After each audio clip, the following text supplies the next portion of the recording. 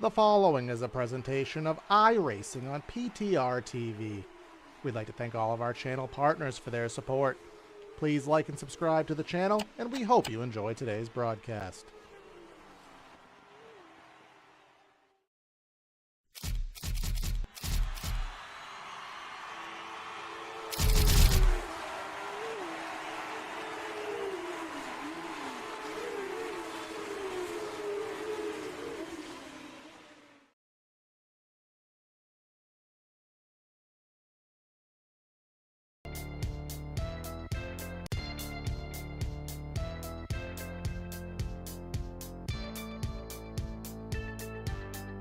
But like less than two days ago, like within the last 2 days, I remember seeing posts.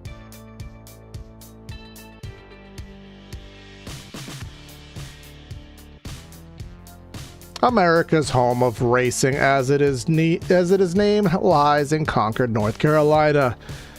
Within about a half-hour radius of this circuit, you will find about 90% of the race teams on the NASCAR schedule, as this race is a hometown track. Drivers get to sleep in their own beds, teams get to sleep in their own beds, and then they get to trek to a track that's been active for over 60 years. It's the longest race on the calendar, and we will emulate that here tonight as well. Welcome everybody to PTRTV for today's coverage of the SSRL Master Series race number 10 from the Charlotte Motor Speedway. It's not going to be quite the World 600, but it's going to be the 240 lapper here. Bradley, I'll leave you up to calculator duty to tell us how long that one's going to be, but it's going to be myself, Corey Silva, in the booth, and Bradley Dalton here to give the calls, as we are back after a little hiatus and back for the longest race of the season there, Bradley. Yeah, good evening, everybody. We're looking at about if it goes green with not a single problem and nothing wild happening for this 24-car field, we're looking at just over 120 minutes at about 30 seconds a lap. I'm calculating at 30 seconds and not the 29 that they put it in qualifying, because I'm trying to factor in for some different things. Now, Corey, I already know I don't need to tell you this, but I'm going to say it for everyone watching. We're not going to go green the whole time, and I'll be very surprised if we do that. We got some new faces joining the team. We got some different mixes going on. I mean, we're looking about 2.5 to 3 hours of racing coming up for you tonight. It's going to be a good one. It is going to be a good one, though. 240 laps. I'm expecting some good action here. Yeah, we had... Of course, we're going to have one caution guaranteed because we have a stage, and with the limited fuel load that this league presents, we are going to have probably 7 to 8 pit stops here. So yeah, we're probably going to be pushing 2.5, closer to 3 hours here. So get your Red Bull, get your coffee, get your energy bars, and whatever else keeps you awake, because we're going to be here for a long one here. But qualifying is already over. Drivers meeting has ended. Track is open for about a minute here.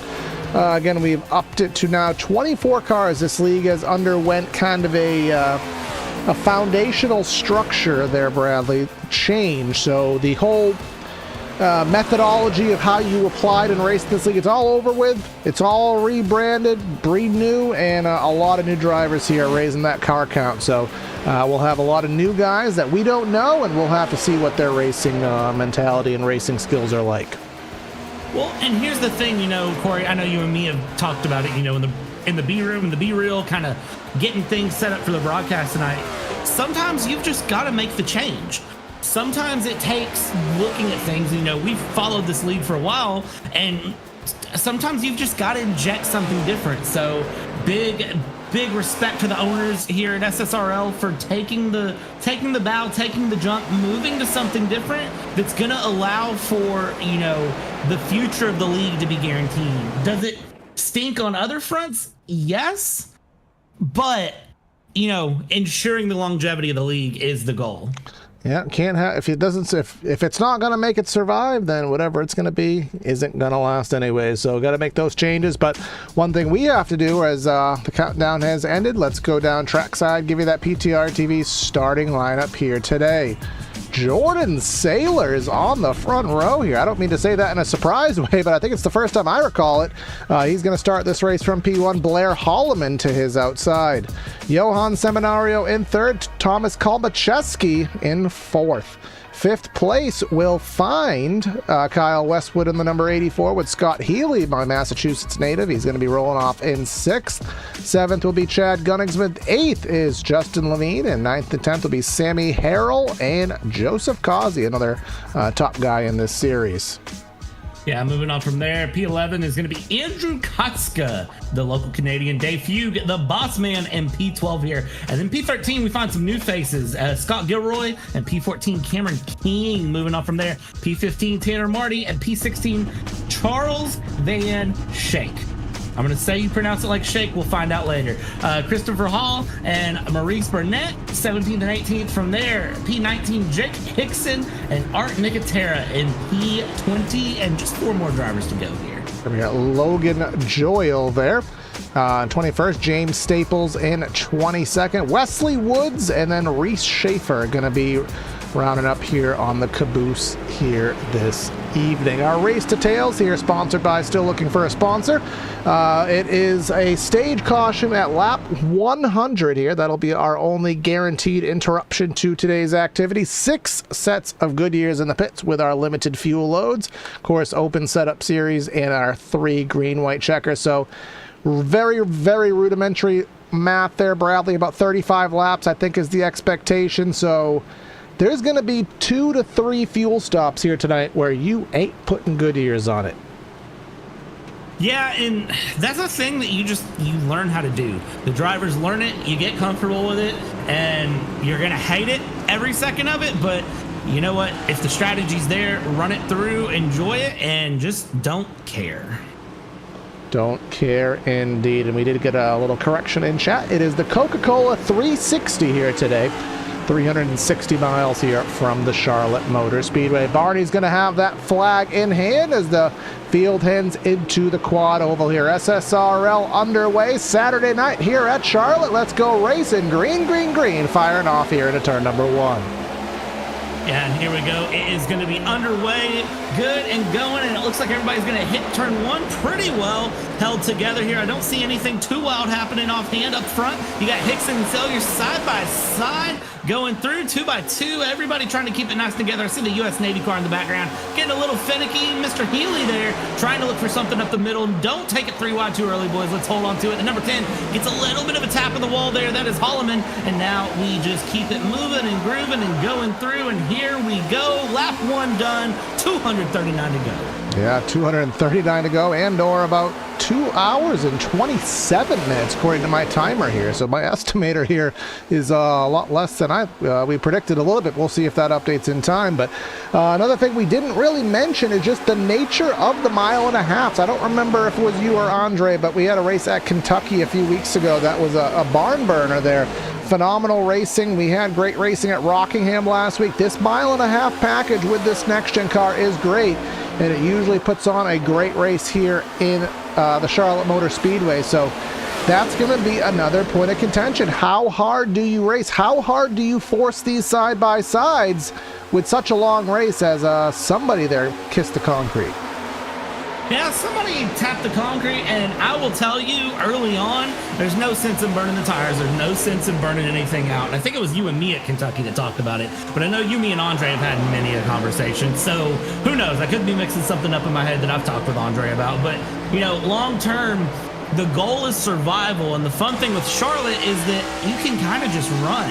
You don't need to push too hard. And again, this is the Coke 360 here in SSRL. You don't need to push early on here as we ride on board. Watch this, 2 by 2, and you just got to sit. You just got to chill out. Let the race come to you in the long term. You've already got Sailors up there with Holloman that are trying to take off, and they're just burning their tires early on. 83-degree track temp. At 7:39 p.m., the sun's going to come down, the car will come to you, and you're going to be making adjustments the entire time we're in sim here, because your car is not going to be happy in the next 10 minutes from where it's at right now. Every time you do a pit stop, you're doing a track bar adjustment. You're doing something to try to get the car back under you. Well, you're not doing a track bar adjustment because that's not a thing in the virtual world. But our tire pressure... Should be a thing. Well, that'll be a mid-race discussion when we have a little bit more time. But yeah, we'll do our tire pressure adjustments and our wedge adjustments here. You do have brake bias. Some guys will tap the brake here to help get that nose planted there and gives you that little bit of run. But you can see these guys really struggling off turn number 2. Seems to be a point where these guys are tight. Levine now to the inside of Gunningsman in that 97 car, but kind of akin to what we see in real life. There's 2 different ways around the Charlotte Motor Speedway. You will have guys run the top for momentum, and you'll have guys run the bottom for tire conservation and the shorter distance.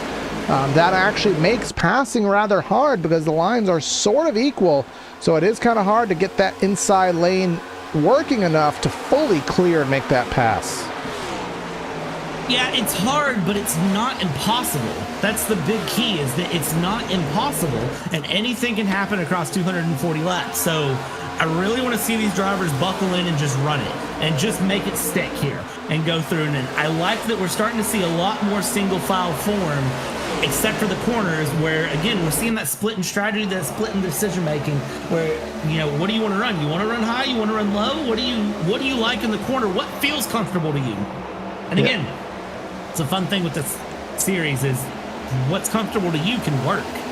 Yeah, and that's just the beauty of what makes this next gen work. Well, the next gen, you know, let's be real, the next gen is not the best designed motor vehicle that a racer could ask for, but the tracks that it flourishes on are these 1.5 miles, or really, for that matter, any track that is multi-groove. You will get a ton of aero push, but you'll also get a ton of draft. So when you can run those different lanes, you'll get clean air on the nose, but then you'll get that draft down the straightaways, which really helps to keep these guys together.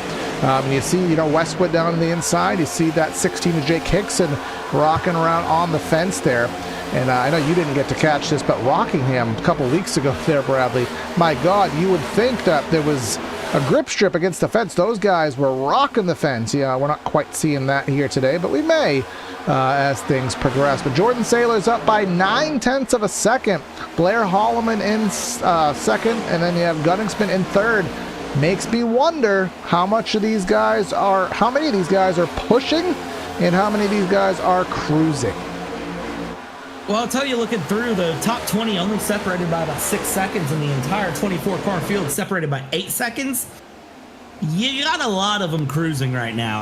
I would think if a lot of these guys were pushing, gaps would be a lot closer. I haven't really seen a lot of movement through. Gunningsman and Justin Levine have made some moves. Charles Van Schaik is really making moves. He's up 8 places on the day so far. Oops, make it back 7 because Kolmacheski gets past him there.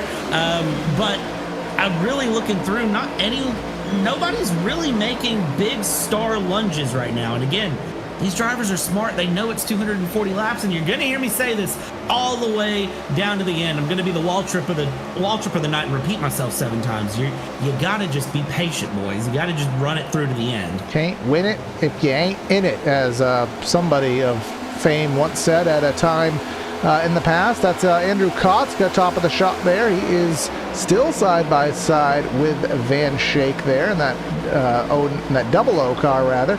47, he looked like he was clear, but the 00 keeps it right to that right rear quarter panel. They can side draft down the straightaways. He'll keep a little bit of space, but now who is that to his arrears? That's Cameron King giving a little bit of slipstream, a little bit of draft to Kotzka, but not enough. Kotzka's going to have to keep that car really, really bogged down on the inside of the track, and they'll remain side by side, and then everybody else behind is put into a spot where they don't know what to do. They don't know what line to follow. They're just kind of stuck.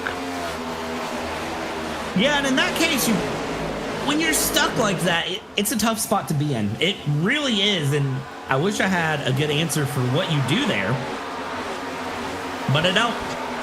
I think sometimes the key is you just try to just relax and not put it in the wall.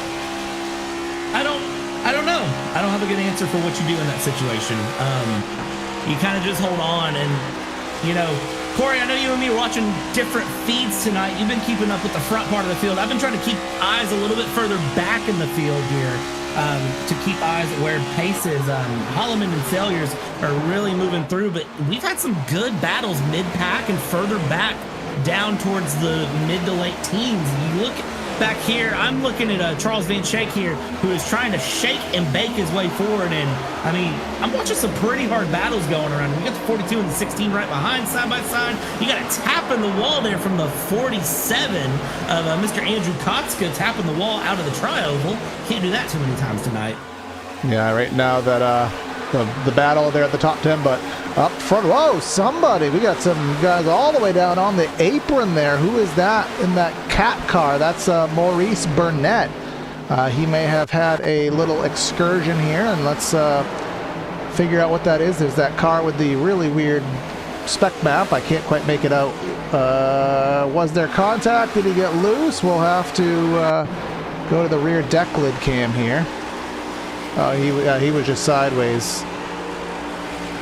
Yeah, never made a contact there, but luckily there is plenty of space down there on the inside of the circuit. But just going up front, Jordan Sailors. I said who's pushing, who's cruising. Well, Jordan Sailors was pushing, but now he has pushed, and now he has nothing left to do so. Blair Holloman left a little bit more in the tank, and now he is right there. Battle for the lead in full display here, and then that is bringing Levine, that's bringing Gunningsman, that's bringing Johan making a pass to the inside of Chad, and Chad's just gonna let him be, I think. Yes, he will. And actually, here we go, side by side. Holloman to the inside, Sailors to the outside.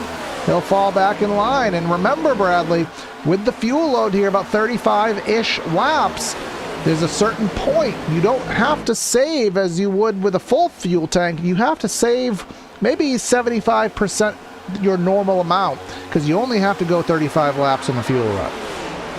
Yeah, which I like, but it's also one of those that I gotta wonder what these guys would do with a full fuel load, and how they'd act and react here. As you've got Mr. Jordan Salyers trying to look up the inside here, and Seminario's in the mix as well. As you see Seminario go high, he's slightly offset there to Justin Levine ahead. They're racy here in the front of the pack. They are real racy through. They're trying to go, but yeah, with the fuel load, I still think, even though it's 35 laps, you're going to see some of these guys try to play some fuel strategy and make things a little bit different, because we could have a fuel run to the end, because we're lap 20 at 240. These guys are keeping it clean. I haven't seen anything wild except for one person have the snap off of 2 there, the cat car, and other than that, these guys have kept it pretty clean. Now we'll see what happens when the tires are gone. As we see here we go up front. They're sliding around 3 wide through the backstretch. Holloman lost all of his traction there, and that gave Levine, who was on the outside, gave him the lead for well, as it stands right now. That's going to put the number 64 of Healy side by side with Johan Seminario there. So again, now that's going to put Levine in a spot where he's going to have to figure out where to block. Does he stay on the inside and take Johan's air away, or does he think that Scott Healy is going to go like 2 Trailer Park Girls and go around the outside? Whoa, he slammed the door right in front of him. Healy's going to give him the inadvertent push down the back straightaway.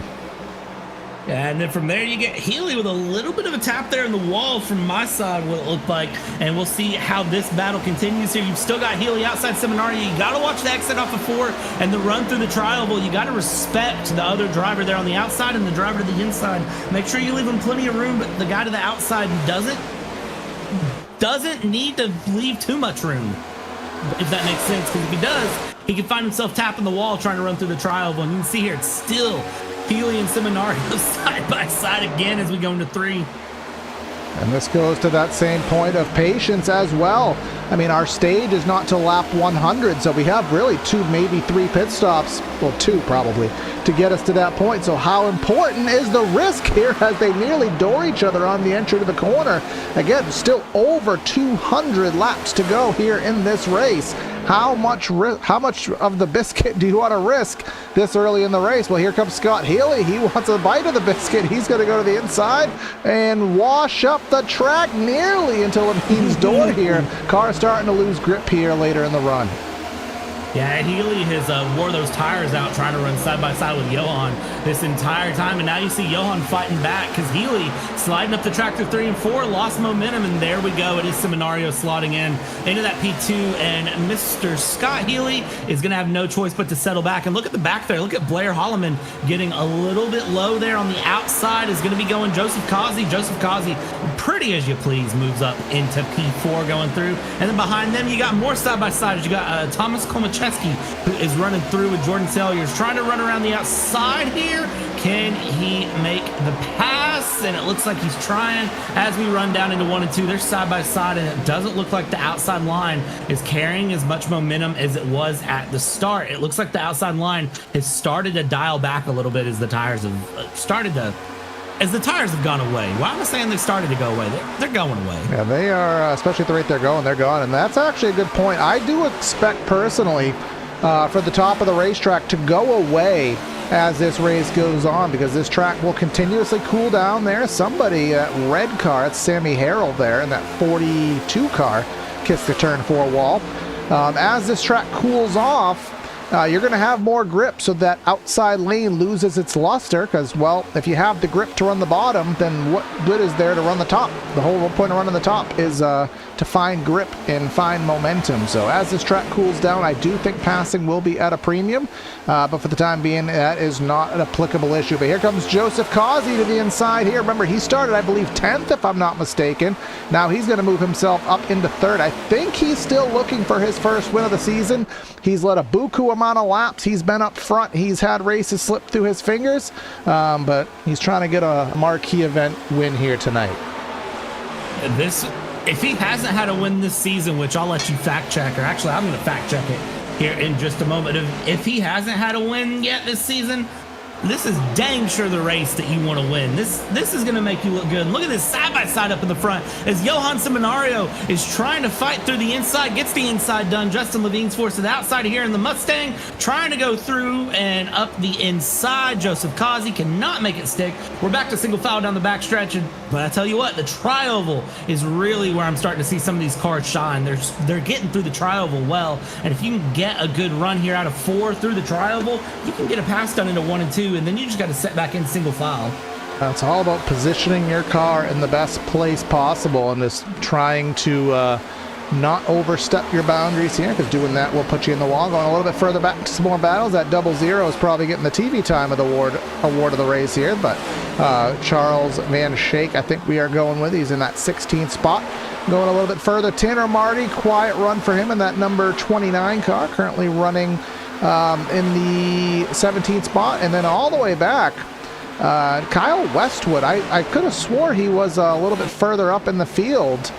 Yeah, he started 5th, but now he is back to 19th, so that number 84, not very pleased here. Now he is in the battle with Staples, Joyle, and Nicotera. Well off the pace here, we have Wesley Woods in that 43, and then Maurice Burnett. We already saw him have an excursion earlier in the event. Reese Schaefer working his way up. I think he is another winner this season. I'm almost positive he was. 15th spot, gaining 1 here, but with Johan leading this race there, Bradley, lap 32, pit stops really any lap now. Yeah, I would think that a couple of guys would try to mix up a little bit of strategy here, and they'd go for something a little different. So I won't be surprised if around next time by, we see a couple guys called to the cruise. We'll see if anyone does that. I'd be surprised here. I don't see anyone taking the dip off of turn 4 on my side. I'm keeping my eyes on that turn 4 exit to see if anyone takes the dip down in the pit lane. And nobody has this time around, but maybe next time around we'll see. I wouldn't want to pit in with literally every single person, but that is just because I don't have the skills to pull off green flag pit stops that well. I typically got to take an extra 3 to 4 seconds to make sure I get down to pit lane speed, and I don't wreck, and I stop in my pit box right, and then I get out, and I don't speed again. So these guys are better than me, so we'll give them the benefit of the doubt that they can pull off a 24-car green flag pit stop. There's about 7 different opportunities to screw up, and I've usually screwed about 5 of them here personally. And I can cue the fact check there. No win on the season for Joseph Causey. We have 3 to Levine, 2 to Schaefer, 1 to Cody Richardson. He won Daytona, which is why I always forget it because I wasn't here for that. RJ Root, who's no longer with us, Matt Long, Dyson, Alex Murray, all of which I don't believe are with us anymore. They have all won races here on the season. So still looking for that first win, and maybe it very well could be here tonight. But look at Scott Healy getting by Justin Levine. That's going to be for that 4th spot here, and Again, just waiting for first blood to be drawn here. Really looks like these guys are starting to struggle off turn number 2. They really are, but they're struggling, but they're keeping the car under them. And that's the big thing that I'm kind of watching here. And Ethan Bush in chat, 43 needs to put the pedal to the metal. Where is the 43 in the mix of things right now? Yeah, he is 20 seconds back in the 23rd position, kind of in his own little bubble. I don't know if anything happened, if he just missed the setup, but yeah, not a good day, but still plenty of time and plenty of opportunity to get that car dialed in here. Lap number 36 on the board. Everybody staying on the racetrack. My timer did update, by the way. Estimating about 1 hour and 43 minutes approximately to finish this thing out. So these are one of those races there, Bradley, that you as a driver, you got to bring your water, you got to bring a granola bar, some crackers, you got to bring something, because 3 hours of sim racing, especially if you don't have good air conditioning, you will get actually a little bit of fatigue here, and you got to keep yourself ready to go. Can't even afford a pit stop here, a personal pit stop, because you don't have time. Yeah, and this is one of those things that, you know, as a driver, you learn and you get comfortable with. And also, we've got several cars in the pits here, and I'm looking at Charles Van Schaik. His car has not came up yet. Now it does. That was a very, very long time. I'm assuming serving some sort of penalty. I don't know for what. I saw a lot of cars go up, go down, but Charles Van Schaik stopped first and now is sitting there. 27 pits, 27, almost 28 seconds in the pit. So yeah, that is a super amount of time, and that'll certainly cause him a lap. Yeah, that's a rough one. That's going to cost him a lot of position, a lot of time here as he exits through. And we watched the leader Johan Seminario go around. I'm trying to keep my eyes on who the next set is, and it's going to be Chad Gunningsman, Jordan Salyers, Dave Fugue, Christopher Hall, Scott Gilroy, and Kyle Westwood. Yep, so that puts our puts it to the top 10 who have remained on track here, and trying to see how far they can go. And here comes Johan coming to the attention of his crew, and you can see somebody staying out on track. That may have been someone who already pit, but locking up the binders there, Mr. Joseph Causey. That makes you wonder if he is within pit speed limit or if he exceeded it. The easiest place to gain time in the pits is on entry of the stall, but it's also you can overstep your welcome there. So if that car does not move upon the dropping of the left jack, you know he is in trouble. Yeah, and that's the painful part too. He's good, and I'll tell you right now, if you're a driver and a speeding penalty is what catches you out and cost you your race. Talk to Kyle Larson. Yeah, I was gonna say, talk to Kyle Larson. You know how mad these drivers get. Oh no, when someone's around.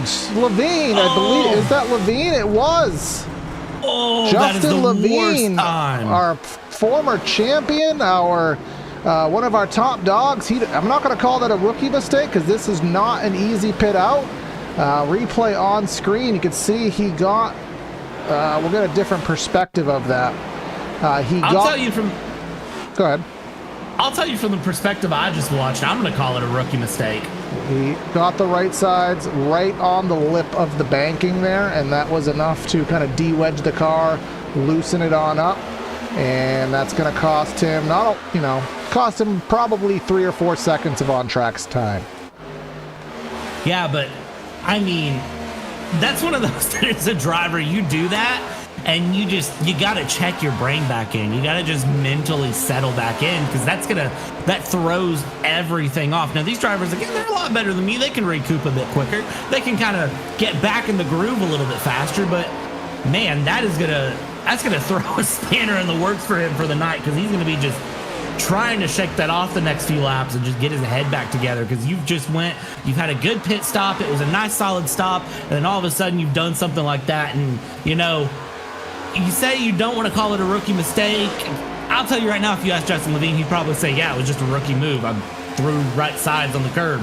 So we'll see how he recoups. He seems to be doing okay so far. He's holding off the number 16 there, Jake Hickson, just behind, and then you got the number 17, Reese Schaefer, there in the Pit Stop TV car, and is just running through and holding on. We're at 43 at 240 here, and other than that, not really a lot's going on. Everybody's, I think, in it for the long haul. Yeah, everyone certainly is, and I think this gives us an opportunity, Bradley. If we pull out the old calculator there, I don't know if you have one more readily available, but so let's just use 40 laps. I think I can do this on my hands. I'm a big boy. So 40, okay. 80, then we have a stage, but let's omit the stage. 40, 80, 120, 160, 200. That's 5 pit stops, I guess. So I guess the stage could be a confliction point because we have 6 sets of tires in the pit. So again, I thought it was like 30 to 35 laps. I didn't think they'd get 40. So I guess you kind of have enough tires to get yourself to the end of this race. But the $1 million question is, what do you do on this next stop? Do you save the set of tires for the stage, or do you burn a set on both? That's going to be the strategy call that may set this race up. Well, and I think here comes the question. Do you think that we're going to have any green-white checkers? Do you think we're going to have any late race cautions that throw fuel strategy out the window? Because I'll tell you right now, if you jump back to the mid-pack here around that P9, P10 spot, you've got 3 wide almost going through turns 1 and 2. These guys are racing like it's the last lap, and it's not. You've got 3 wide here with Justin Levine, Jake Hickson going through, and you've got Andrew Kotska who wants to take things around a bit. So, I mean, these guys are racing like it's the final lap, and they were getting antsy for a minute. You have one moment like that, and somebody breaks a little bit of traction. Somebody has a small moment. Somebody sneezes in the middle of a corner. I mean, let's be honest. One of these drivers sneezes, and their arm twitches a little bit. You can throw an entire strategy out the window. And if you're doing that with 15, 20 to go, and you've got a fresh set of tires, well, you just gave yourself an advantage. Oh, here we go. Battle for the lead. Causey and Seminario here. Remember, these are teammates here, so they're going to be having fun with each other. They're not going to put each other in precarious positions here, but they'll have some fun with each other, and for the time being, Johan will hang on. But yeah, as you said, it's always good to have a set available, but I'll tell you, the hardest part for a racer is when you have to put yourself in a precarious spot, or you have to put yourself in a less than ideal spot in the middle of the race, and then the checkered flag waves, and that set's still there on the wall. It just makes you always play that what if card. What if is the $1 million question in real life and sim racing. I don't care what you're doing if it's racing related. The what if situation is the $1 million question. There are teams that pay their strategists way too much money just to calculate out every what if scenario you can come up with and say what they need to do now to the end of the race, and they'll recalculate it every time you go through a turn. That is just what they do. These drivers, they're going to be doing the math. Thankfully for them, they don't have to worry about rain coming in and shortening their race up 100-something laps. They can just run and go. And luckily for all these drivers, actually, I don't know. Remember we were talking about the championship picture earlier and all the different attendance situations that have happened. We talked about this off air, but with the league structure here, I wonder if anybody's going to need a waiver. Let's not open that can of worms. Oh boy. Yeah, not the waiver conversation. Too soon. I mean, we will have probably some time to kill later on, but yeah, it is kind of funny that I literally think now they're stewing in it just for the social media and the Twitter attention at this point. But as of this point, still doesn't have one. So if you're watching this live, if you're watching this 3 months from now, you're probably laughing at us, but so be it either way. I don't think I mentioned earlier, but of course, want to thank everybody for tuning in here tonight. We do have a fairly decent size people watching. There's a better way to verbiage that. There's a lot of people watching here, so if it's your first time, don't make it your last. Hit the like and subscribe button here. We're still trying to get to 1,300 subscribers here. We will be having some more content. Our AMS Muscle Car series, one of our most watched series, that'll be joining the channel after their new hiatus, so make sure you stay tuned for that here, as we are about a third of the way through this run right here. Battle on circuit. That's Christoph Hall trying to get by Sammy Harrell right on the outside of the 10th spot. Remember, the top 10 will get stage points, so that 10th spot is one that does matter. Yeah, and I'm going to be interested to see how that battle for the 10th spot goes. Oh, big snap there, going down low. I don't know if that was intentional or if it just looked really good and was caught. He done wiggled there, and he saved it here. And again, that's kind of surprising that they're still getting loose. I would think as every lap goes by, they would get more and more stable. Just due to the nature of the track temp and more rubber going down, more grip, this track will speed up and speed up and speed up. As an interesting note here, we'll just pull up our race recap graphic. Jordan Saylor's fastest lap of the race at a 29.448. I will almost with 100% certainty tell you that that will probably get eclipsed by about 2 to 3 tenths of a second by the end of this race. Easily, because right now they're running 30.2s up at the front, so they're running through, and right now we're looking at track temp. I'm showing track temp at 85 degrees Fahrenheit. I know you and me might have a slightly different read on that. That's where I'm looking. A first for everything, ladies and gentlemen. Usually me and Corey, we run 2 different screens and we're showing 2 different things sometimes, so every once in a while we get the Christmas miracle, and it looks like it has landed today. We'll see where it goes from there. And how that happens. I'm watching right now. Justin Levine is having a good battle as well. You're watching the number 64 on your side, but Justin Levine here has a little bit of a problem behind his car with Hickson, Salyers, and Kotska, who all want to get around that number 1 there. Yeah, we got 2 battles here. The battle for the lead is now hot and heavy because Scott Healy has taken over second, and he is kind of an individual at this point. He is not, at least from what I can tell here in the Discord, he is not with anybody else. He is by his lonesome here, so he separates that that binding up front of One Sim Motorsport. So now if you're Johan, you actually have to watch out for yourself, because I don't think he's going to play as I think he'll play respectful, but I don't know if he's going to just roll over and play dead. He wants to lead some laps in that Monster Energy Camaro here, and let's see what line he runs in turn number 1. And they're both going to go right to the bottom of the track. I thought he was going to try to run the top and get that major run. But look at him on the exit of turn number 2 and down the back. He's using that draft, using that good run off of 2. And it just looks like they're both committed to the same lane, which is going to make that pass a lot harder to make. They are, but I kind of don't know if they're even fighting right now. I feel like they may just be sort of hanging out and running together. And as I say that, look at the 64 making the move up the inside now and going through. So this is going to be your battle for the lead that we're checking out. And, you know, we'll see how the pass goes into 3, because now they've got a lap car coming up in front. 64 up the inside, slides right up ahead. And now you got to fight the lap traffic.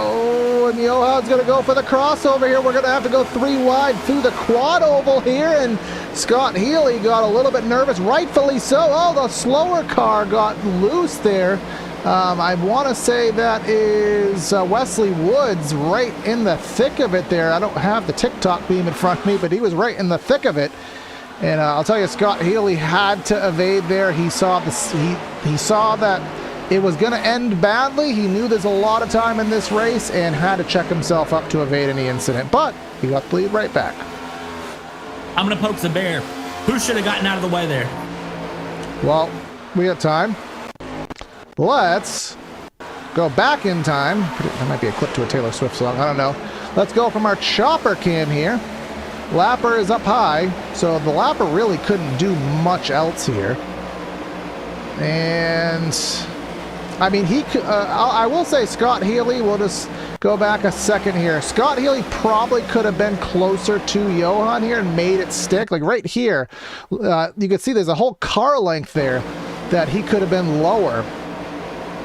But you can tell Wesley Woods there, that slower car, was certainly not feeling too comfortable there. He was all sideways through the quad oval. But luckily, everybody paid attention. Everybody did what they needed to do, used their endurance skills, and we all keep chugging along. I can tell you right now, I've been in Wesley Woods' situation.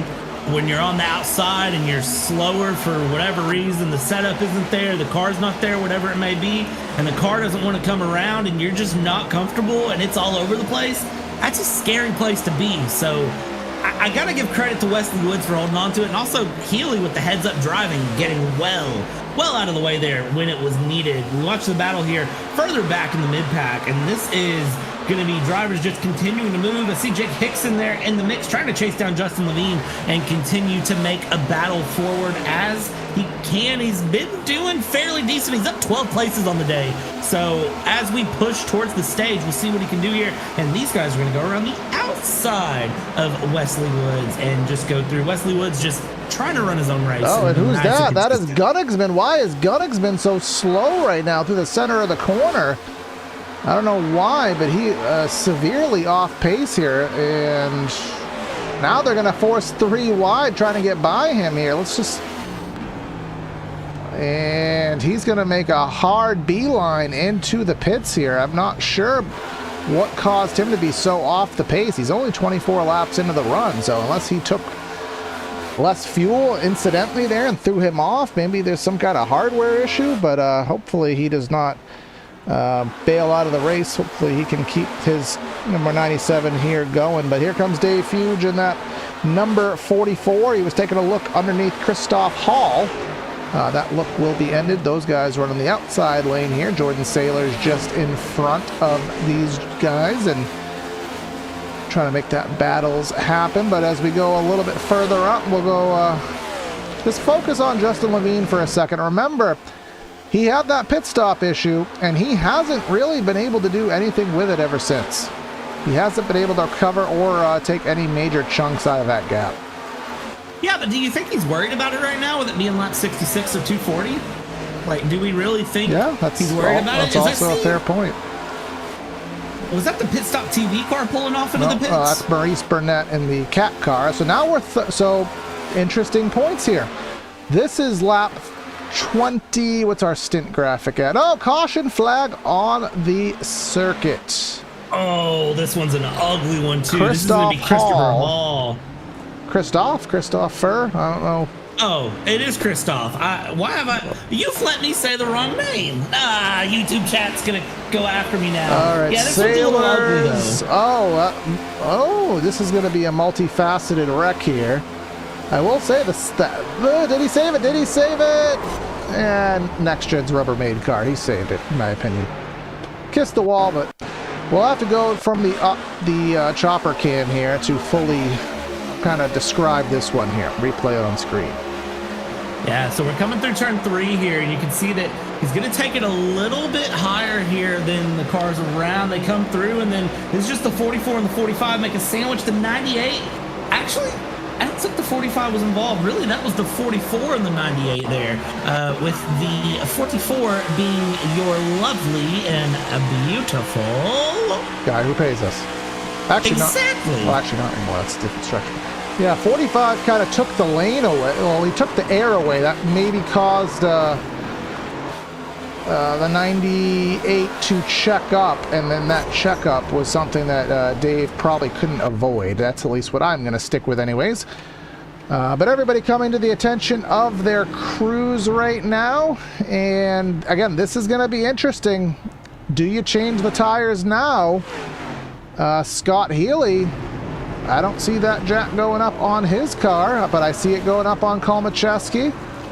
I didn't see it go up on Johan's car. Yeah, 8 seconds. The first person to take tires, I think, is going to be Kolmacheski. Everybody else taking fuel, and they're going to save those tires for the stage here. But that being said, we're going to use this opportunity to step aside, grab ourselves water. It's going to be a long night for us here in the booth. We're not Fox. We're not going to be going to 75 commercials, maybe 1 or 2. And one of them will be right now. We will be right back with you.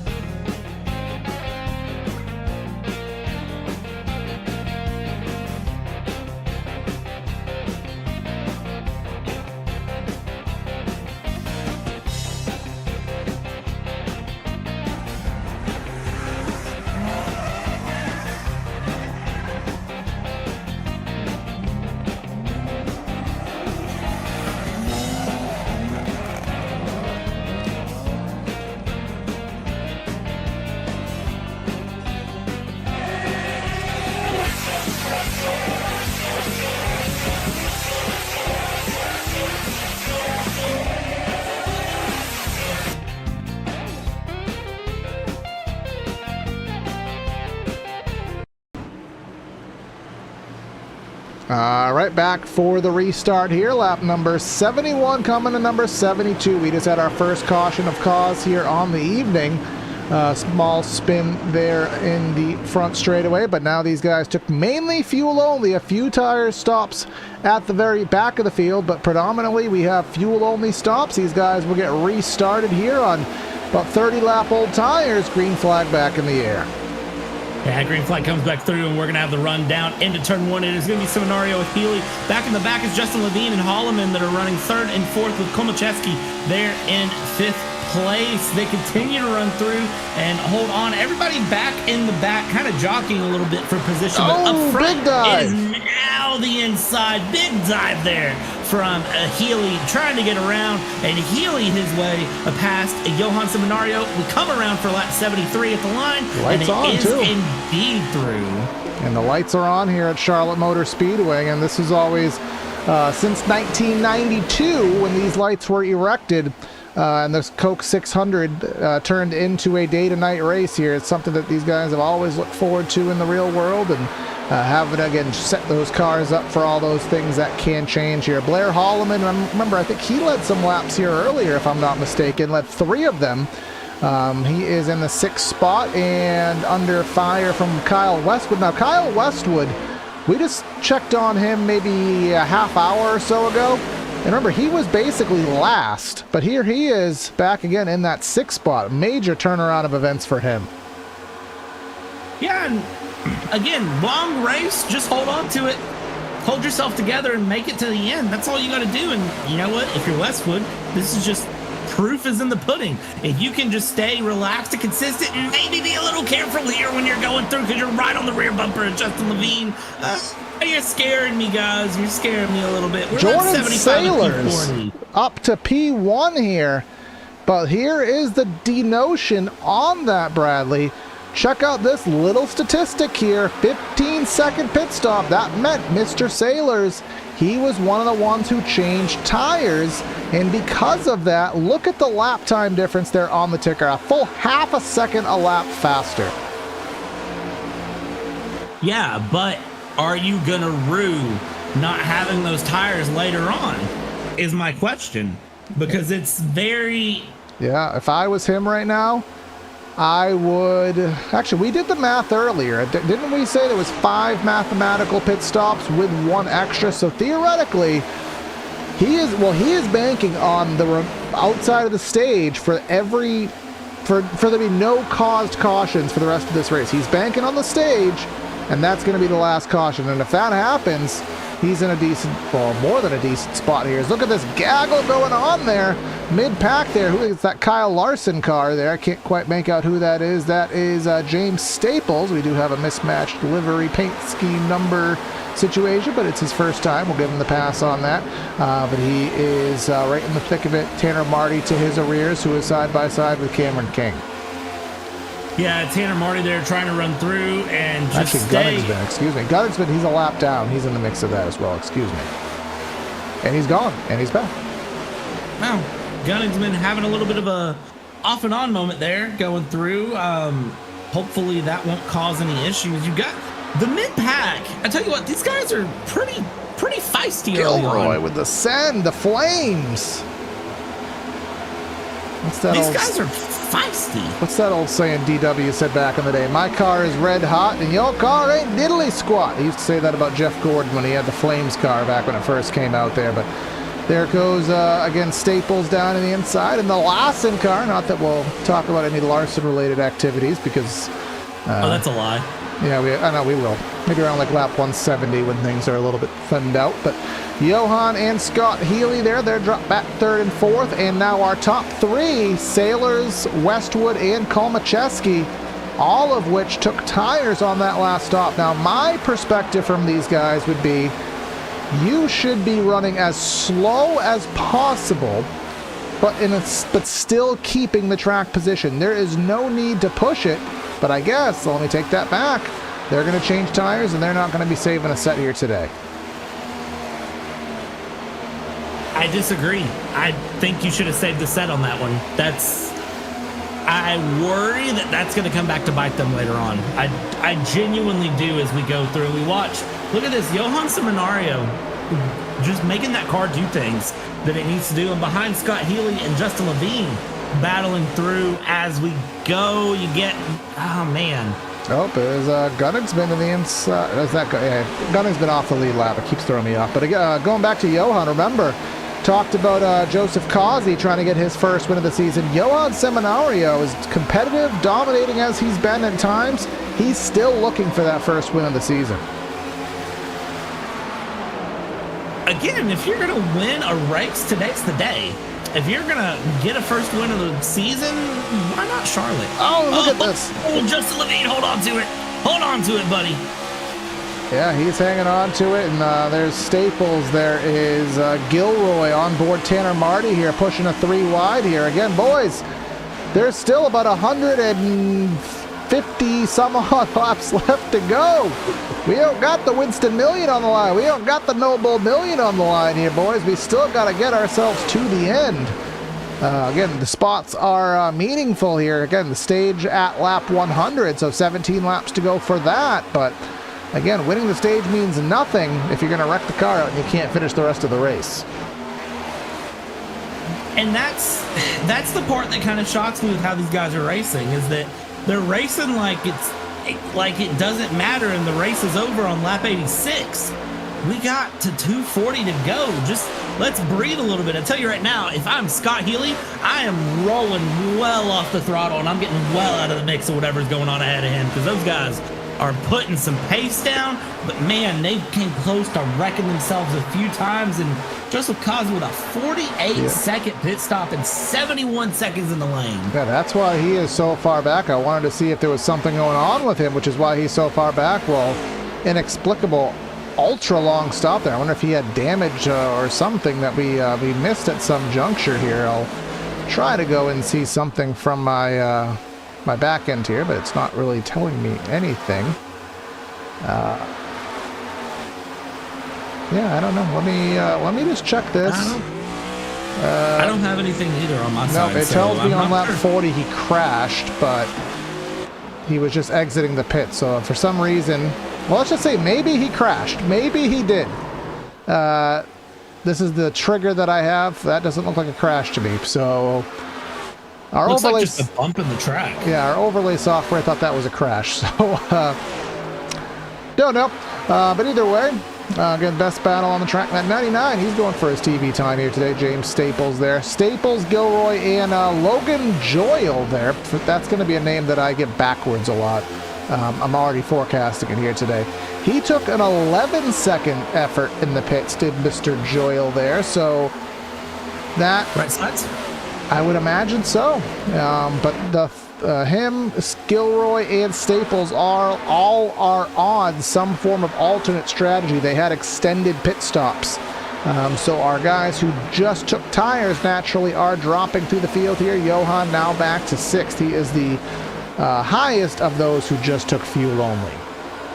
Can I tell you right now that I'm going to call Mr. number 57 there of Staples, Kyle Larson, at least once, just based on the colors and looking at his car. So if I do say that, and I call him Larson, I don't even know. I don't have a nickname. I'm probably just going to say Larson at least once. I don't have an answer for you as to why. Just know that if I see that car color, it's going to make me think that at least once.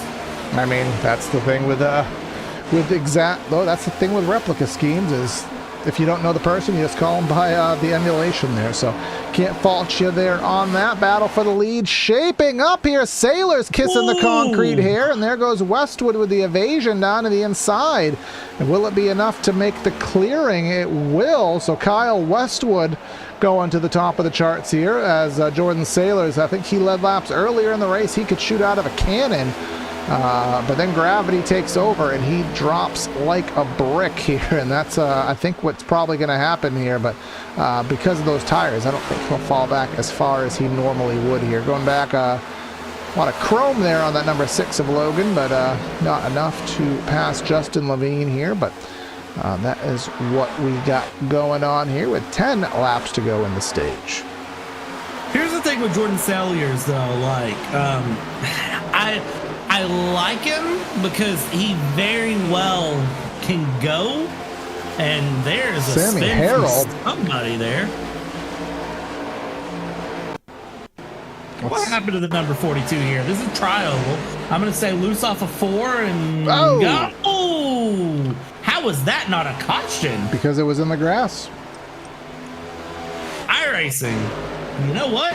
That's how iRacing works, is if it happens in the grass, it's off the racing surface, therefore the algorithm does not count. That's Christoph Hall there. Sammy Harrell got, oh yeah, he got loose. He cleared him, but he got loose. Kind of the same thing that happened with Dave Fuge a little bit earlier on. Yeah, that's a painful one to see, but every once in a while you see that happen. It's unfortunate, but it's just part of racing. Thankfully, it looks like they're both still up and running, so they just gotta nurse it around to lap 100, and I think they'll be okay. Yeah, that's all they got to do with 8 laps to go here in the stage. Staples there in heated battle with Scott Gilroy, and we'll see if that inside has enough momentum to be able to clear. I think it will here, and let's see if that 24/57 does enough. He will not. He'll fall back in line here, but again, thanks everyone for tuning in here today. If you are watching this on a television set, you may notice the higher fidelity. I was able to kind of work out some of the bugs of 1440p, so streaming this in higher resolution to make better use of those television sets. Or if you're watching this on a, I think it's an Android device, you probably can watch into 1440p, because I don't think Apple has a 1440p display, because why would iPhones have anything technologically relevant? Oh, they do? Yeah, they do. Oh, okay. Because I know Apple is always a decade behind with technology, but Apple apparently has 1440p too. So go into your display settings if you have the bandwidth, and go click it up there and get yourself a higher fidelity feed. And I am an Apple guy, but I can. It is objective truth that Apple is 10 years behind on technology. So I mean, I don't think anybody can fight that. I'm gonna fight it because I'm an Apple fangirl. Basically, I have an Apple Watch. I have AirPods. Everything in my life is Apple besides my computer. But go on. Oh, I have a MacBook too. I have an iPad. I have a MacBook. I have all the things. The thing that Apple does is they let other people do it and suck at it, and then they perfect it. And then charge triple for it. Yeah, because it's perfected and they can, and you're paying for the brand. You're not paying for the technology. You're paying for the brand and for CEOs to hack their pockets. What do you mean? Welcome to corporate. Yeah, exactly. I want my under-screen fingerprint sensor. Maybe in 4 years. Maybe I get a foldable screen in 4 years, but we'll see what happens. But this battle here, just outside of the top 10, is juicy here, because we have Joseph Causey trying to overcome that pit stop here. Dave Fuge and Jake Hickson. To the rear of that, you have the 93 of Cameron King. They're all the way kissing the fence there, running the Harry Gant line. Was Hickson there, but I think he may have lost a little bit too much speed, and that will allow Causey to get into that 14th spot. Still out of stage points, but every position does matter here. But going a little bit further up, Kolmacheski gets by Sailors here, but 2.7 seconds up Kyle Westwood is, so there will be no stage battle barring an utmost catastrophe. You know, I'm proud of you. You've pronounced Thomas's name correct the entire race so far. Good job on your side for that. As we follow through with the number 84 here running around, and that is Kyle Westwood, who is continuing to run. We'll come across, look for... Oh, okay, nope, we're back. Okay. Kyle Westwood looking here for the stage break to come his way so he can breathe for just a moment, and it's going to be white flag on the stage break here, I believe. No, so the stage break will come out on lap number 100 exactly, if I'm not mistaken. So, and I just got your little ping there, so you're actually seeing a number 57 on Mr. Staples' car. I am indeed. I am seeing the number 57 on Mr. James Staples. Does it look like a stock number, or does it look like a custom number? It is a custom number for me, so I'm seeing the number 57. I wonder if that's a... All right, we'll do a Trading Pains refresh during the break here, but this is the presumed white flag lap here for the stage here. Kyle Westwood with a 3-second lead coming down the back straightaway here. And he has won some truck races this season, and he has certainly led his fair share of laps, and he is going to go ahead and get himself a stage win here at the Charlotte Motor Speedway if his connection can keep him there. Actually, he blinked over the line So, Oh no. does he keep the lead? I think yes. He literally blinked crossing the stripe, which is the worst possible thing from a timing and scoring perspective. But I think it is still going in his favor. I still show him up, so lucky for him, he does get credited with the stage win here. Kalmacheski, Sailors, Gilroy, Marty, your top 5. Staples, Seminario, Levine, Joyle, and Healy will be the last one to receive some stage points. Man, he got lucky. He got very, very lucky, did Kyle Westwood, because blinking right there at the line could have went very south very fast. And he blinks again. He's having some big connection issues. The worst thing for a broadcaster is to have the leader blinking because you can't follow their car because then it has that awkward moment. Again, we just did a livery refresh here, a trading. What am I talking about? Livery. This is not a road race. This is American. So these are paint schemes. These are paint schemes. America. All right, let's see. I'm showing Kyle Westwood is out. Okay, and all right. So I did a trading paints refresh, and for some reason, Staples has the right paint scheme. So go figure, because I updated it earlier.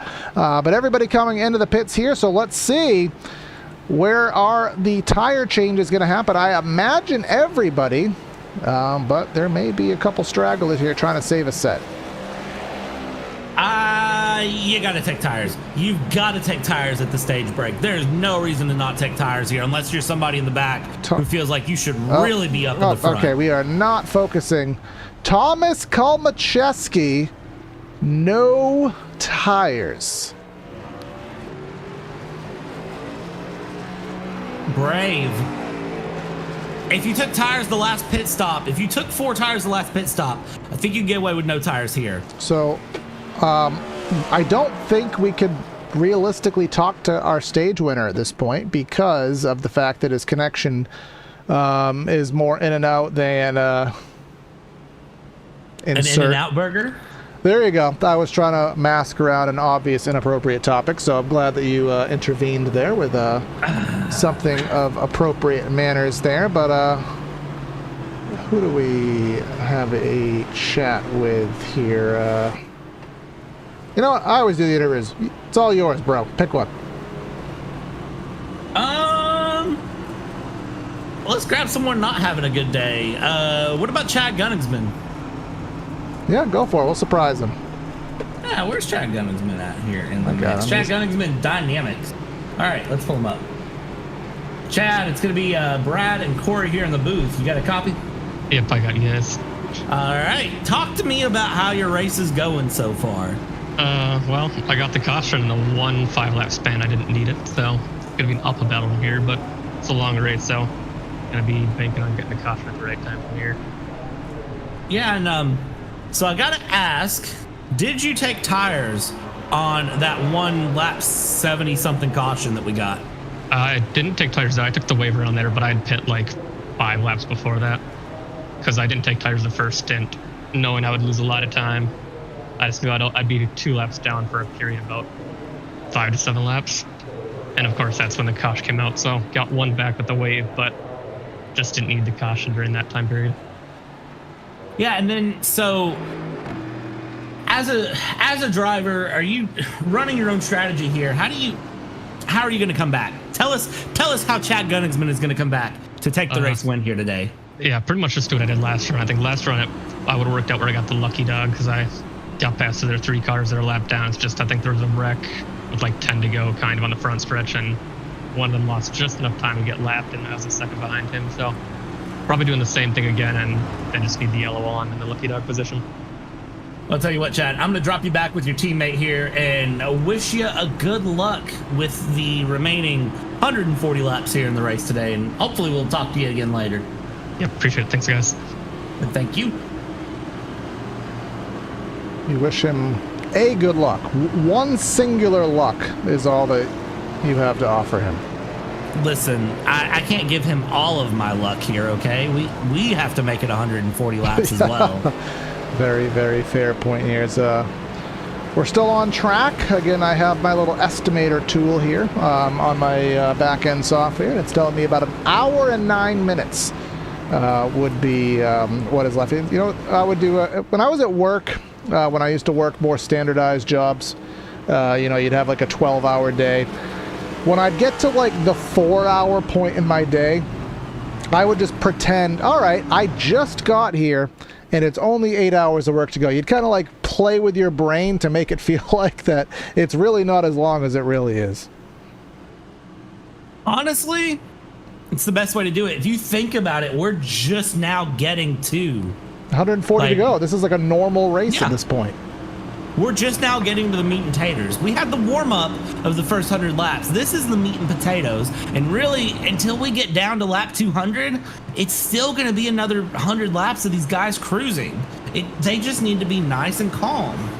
And not screw up the pit stops, because there's still going to be 2, maybe 3 more. So there's still a lot of opportunities. Will there be any more yellows? Well, we'll find out together. Kalmacheski, remember, he didn't take tires there. He's on tires from about lap number 70. He's going to stack up the field there on the start and get ourselves going, but he definitely got them all wadded up. Yeah, but Kalmacheski gets away pretty well here. Back in P2, it's Tanner Marty and James Staples trying to run their way through side by side through 1 and 2. Further back, you've got drivers all over the place. And a bit of a tap of the wall for Dave Feud there. God, Dave, stay out of the wall, buddy. It's lap 106. Come on now. You got plenty in that car. And Kalmacheski didn't take tires, is going to be running high here, and is going to just start dropping like a rock all the way to the back. Take it back now, y'all. And do not cha-cha slide. Just take it back. Take it back now. 2 shots this time. Well, make it 1 shot this time, because here comes Kotzka to his inside here. And there was an old saying, not an old saying, but an old commentary call back at Pocono back, I don't know, it was back in the good old days. Juan Montoya was leading. He took 2 tires, and they said, you know, he is going to do fine on the straightaway, but then he has to turn. So right here, he's fine, and now you turn, and now all that grip issue becomes very much made available to everybody. There goes Van Schaik there. He's going to look to the outside, and that was kind of a risky little block there, risky little shutting of the door, and might have stubbed somebody's finger in the process. Yeah, that was brave is what that was. Van Schaik finally getting his way through there. But I tell you what, for good old Kalmacheski, that was brave. That was brazen. Is brave the word for it, though? I don't know if that was intentional, so I'm going to call it brave. Okay. I'm going to assume it was an intentional brave block, but I kind of don't think it was. And he's, Kalmacheski. Oh, you are not having a good time behind. Gunningsman wants to take Tanner it 35. Marty takes the lead. Man, Marty getting past. Tell you what, I think everybody needed the stage break to grab some water, hand a granola bar through the window, and I think everybody's back awake, alive, and ready to party.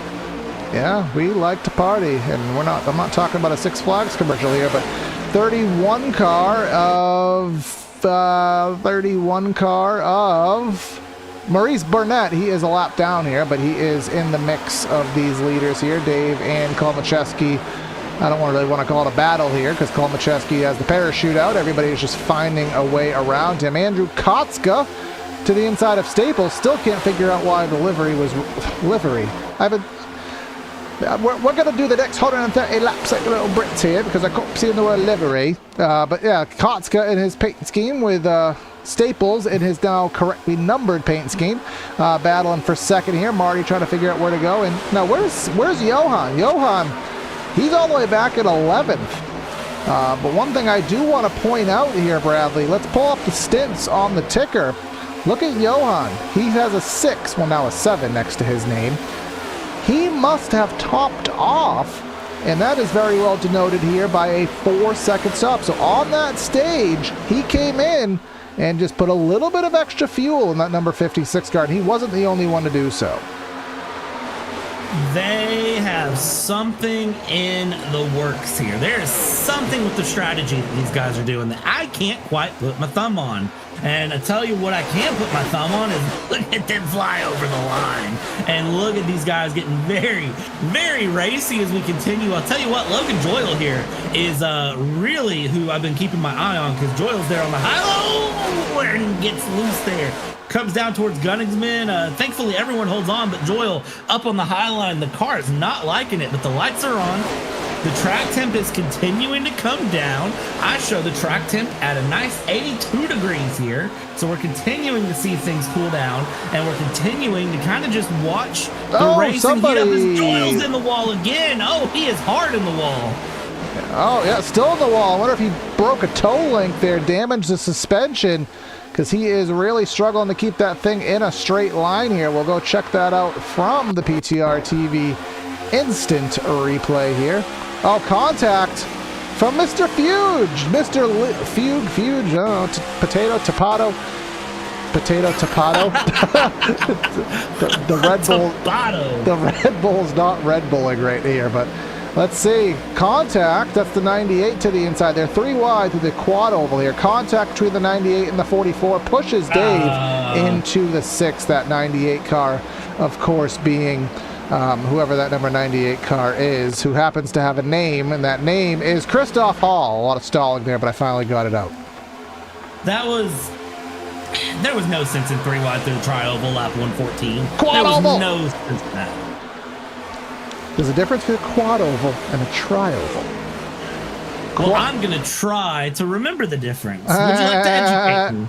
Yeah, because you can see here from our top-down cam, that's boop, boop, boop, boop. That's a terrible drawing, but a tri-oval is more like that. So, yeah, that's our geometry there. That is our geometry and art lesson for the day. Happy little trees. Bob Ross would be proud. He'd also be proud of this 2x2 do-si-do. Where do they go? Off of turn number 2. Staples, I think he's starting to drop back here. Van Schaik and Kotska leading this thing. Where did he come from? Where has Van Schaik come from? Did he go and get himself a burger and fries and decide he needed a shake with it here, because he is working? I was trying to work that in, and it wasn't the best, but I'll still take it there. But yeah, he is pulling something out of a hat here and has some speed, and get everybody for the most part on the same tire strat here, other than Kalmacheski, who's back there in 15. Everybody has the same tire strat. The times are going to be closer and closer as this track gets more grip. That's going to make passing and coming through the field that much more difficult, as we finally are just now getting to halfway. See, we're just now hitting halfway, so for me, all of this hard battling right now it's for nothing. We're just now halfway into a 240 lap race. The big thing is keep your nose clean and keep out of the messes early on, and that some drivers are doing better than others at that, I'll be honest with you, but overall everybody seems pretty consistent, pretty comfortable. The field's a little bit mixed up with some of these lap down cars being in the mix of the lead lap cars, and we'll kind of just keep our eyes on things as it goes, because still a long way to go. We're only 120 laps in. Everyone's got to hold on to what they got. Doesn't make a difference if they make it or not. And we're halfway there. I can't really make the rest of those lines work, but we are halfway there, and us commentators are living on a prayer. Myself, my Red Bull is almost empty here. I probably should have bought 2 of them. Probably should have bought a Celsius. I've actually become really much of a fan of Celsius. I see drivers sponsored by it everywhere. My wife's got into it. My God, I don't know if you've ever had one. They actually taste good. They give you energy, but they don't have that weird aftertaste. I don't know what they do, but I gotta say, I hopped on the Celsius train. I have had part of one, and I say part of one because I got one morning. Had to make a pit stop to refresh my lunch drawer at work, and I decided to grab one out of the cooler because I said, you know what, to heck with it, I'll try one. Started to drink it and then got real busy, and then it got warm, and I figured it wasn't good warm open sitting for 4 hours, so I didn't actually finish it. I got one of the orange ones though. Yep. It wasn't too bad. Yeah, for energy drink, I mean, they're pretty good. I mean, I think I told you one day there was the whole logic of Red Bull here is here comes the 31, who is not on the lead lap. Right now, Gunningsman would be our lucky dog recipient here, so he is just going to try to get through the field. But Red Bull actually failed every single taste test statistic in a European study. A European focus group said, you know, try this drink. They said this is the most disgusting thing we've ever tried. But it's amazing what pure marketing can do here as Mr. Dave Fuge into the turn 2 wall and seemingly off the pace. Let's go check out what happened to Dave. And checking this out here as we go. Dave going down through and down and a little bit of a snap, a little bit of a thing. Wiggle, wiggle, wiggle. Oh, he kept it off the wall. Just had a little wiggle, wiggle, wiggle. I don't have the soundboard here, but yeah, he will lose the spots, but still has the car. But yeah, 124 laps in. We are halfway through the fuel stint here, about 20 laps into this affair here. Still a good battle. End of the top 10 here. Actually, Mr. Johan Seminario, well, we've seen 3 wide in the quad oval go terrible, so let's try it again. Splitting the difference with the lap car. Holloman to the outside. Johan not going to have a good corner entry there. He was really compromised with that low entry there as Sailors exiting the pits. But Johan up to P7, and somebody else who's not really recovering very well, Justin Levine, still outside of the top 10. Yeah, I'm kind of trying to just get a grip of what cars are where, because the field is so jumbled to a degree, and like there's lots of good battles going, but some of them just aren't for position. They're just battles for the sake of battling at this point. So I'm trying to understand how some of these cars have ended up in the position they're in with laps, and I'm not making heads nor tails of it to a degree. Well, I'll tell you what, I'm starting to think we do have a buku amount of laps left in this race, but I really find without a caution, I really find it difficult for, even Johan. He's almost 4 seconds back right now. I find it difficult for him to make up those 4 seconds without a caution, because he has, decaying tires, he has aero push, he has all that stuff. He has, the track speeding up, guys getting more and more tight on times. I really find it difficult to believe that he's going to be able to eat through these 4 seconds. Now, just being, Johan being Johan, he's probably listening and says, challenge accepted, but it's going to be harder and harder, especially if we do not get a caused yellow.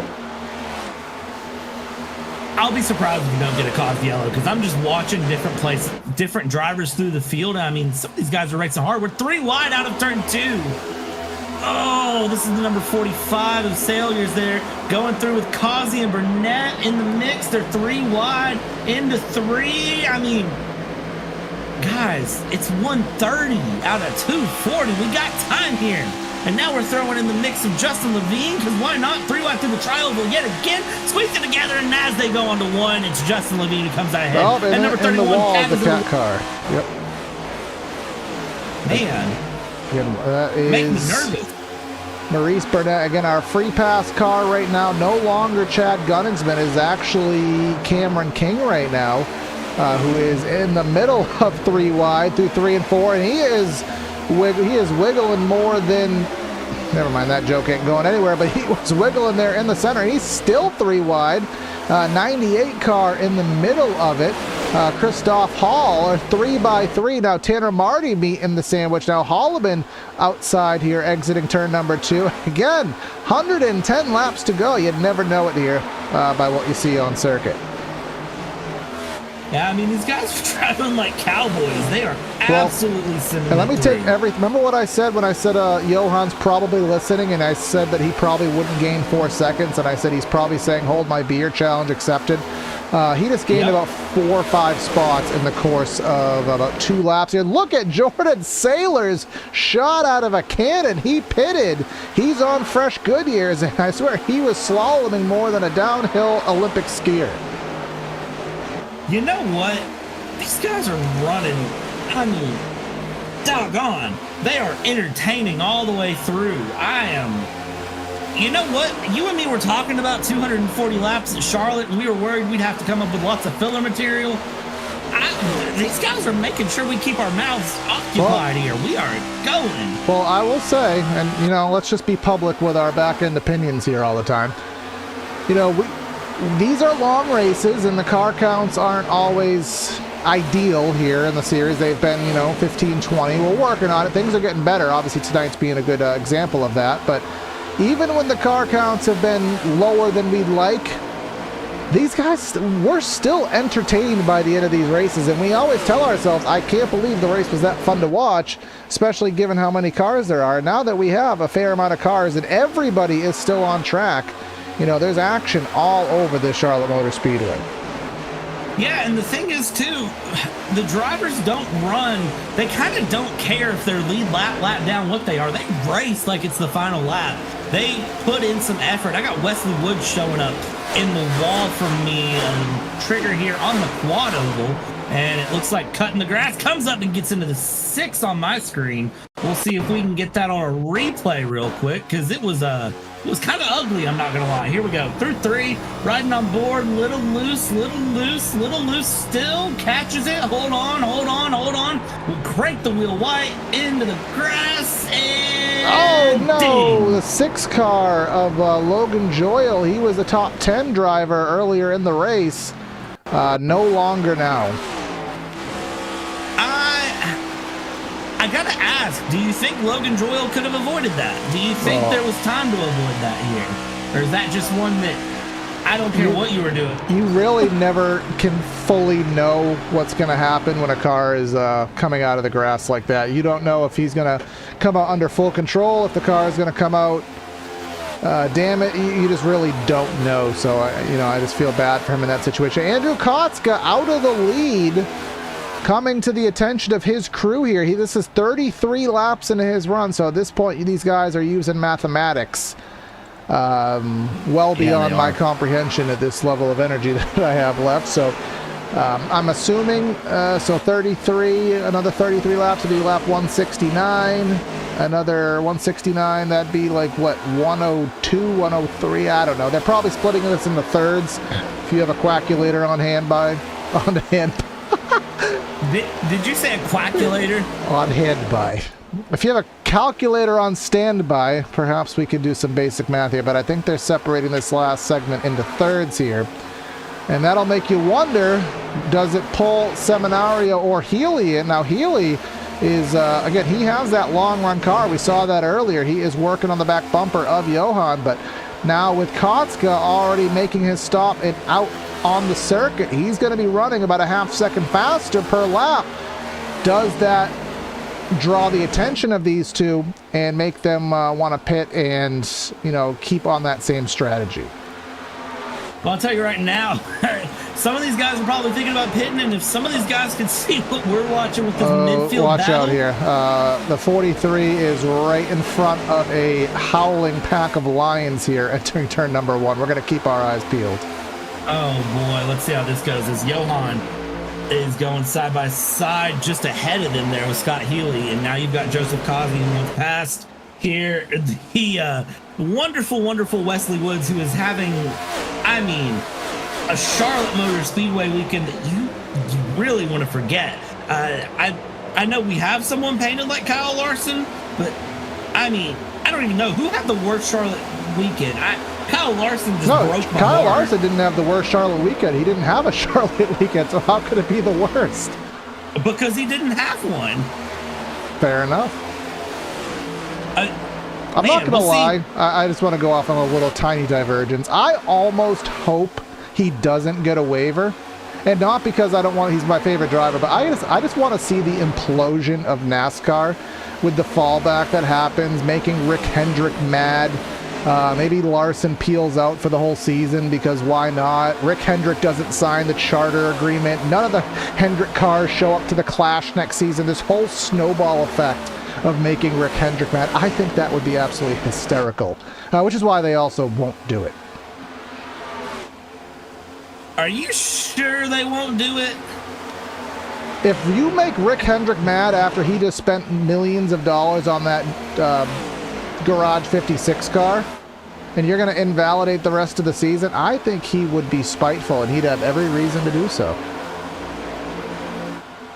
I think there's about a 5% chance they don't give that waiver. Well, exactly. I don't think, and I think they're smart enough to know that.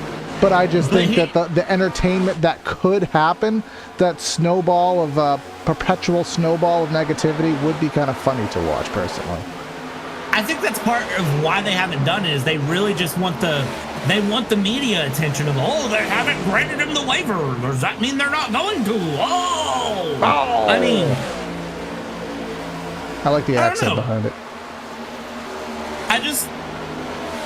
Here's the thing is, you would think that Rick Hendrick, as smart of a man as he is, would not have done what he did with Kyle Larson if he didn't know that there was a waiver coming. Yeah, he and would that there not was no jeopardize. question Yeah, about it. he would not jeopardize his season if he did not have a relative certainty that he would not jeopardize a legitimate championship effort. I think we all stand by that. But even the drivers are saying, basically, there's only just a couple.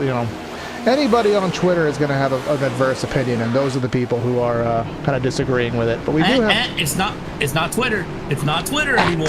I'm sorry, Elon. I'm sorry. I don't want to piss you off, Elon. We do have a whale of pit stops right now. Staples into the pits. Hall, Shake. Dave has already pitted, but now we have Johan and Scott leading this thing down.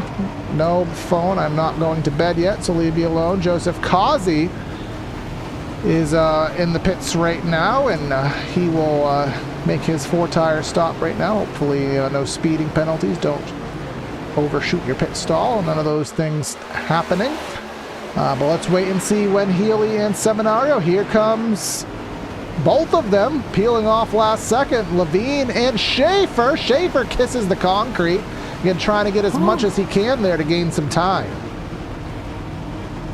I mean, I don't know if that's my version of gaining time, but these drivers are smarter than me when it comes to it. So, I mean, I won't question them. I'll just let it happen here as we see everyone into the pits. I see right sides up on all 3 cars there.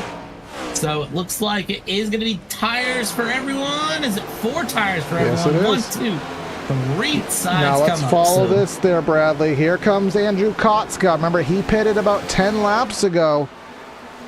Here he is zooming on by. Johan Seminario is just getting out on the pit access road. Now Justin Levine doesn't want to have a replication. Oh no, Scott Healy! He saved it though. He almost did what Levine did, but did save it. Again, that just shows how difficult that access road is. But look at here on circuit. 8-second lead for for Kotska, and that is all attributed to staying out in, not staying out as long, pitting about 10 laps earlier. We'll see how long he can hang on to that, but while he does that, we are going to go to our last green flag commercial here of the race. Stay with us. You won't miss a thing on our side-by-side.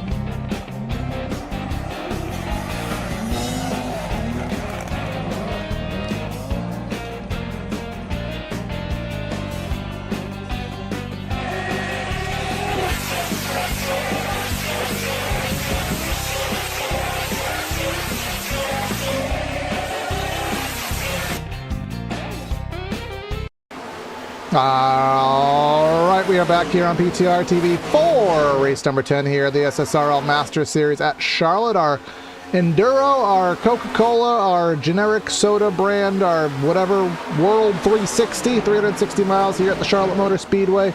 It's myself, Corey Silva, in the boot.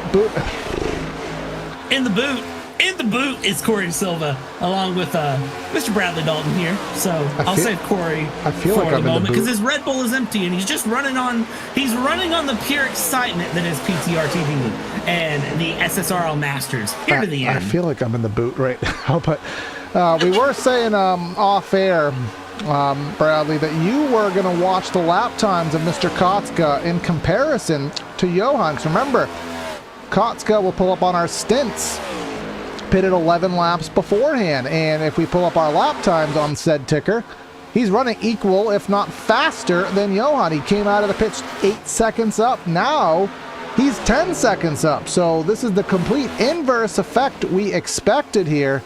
So again, without a caution, Johan might be up a creek, but speaking of potential cautions and being up a creek, look at this gaggle from really second to roughly the 8th position.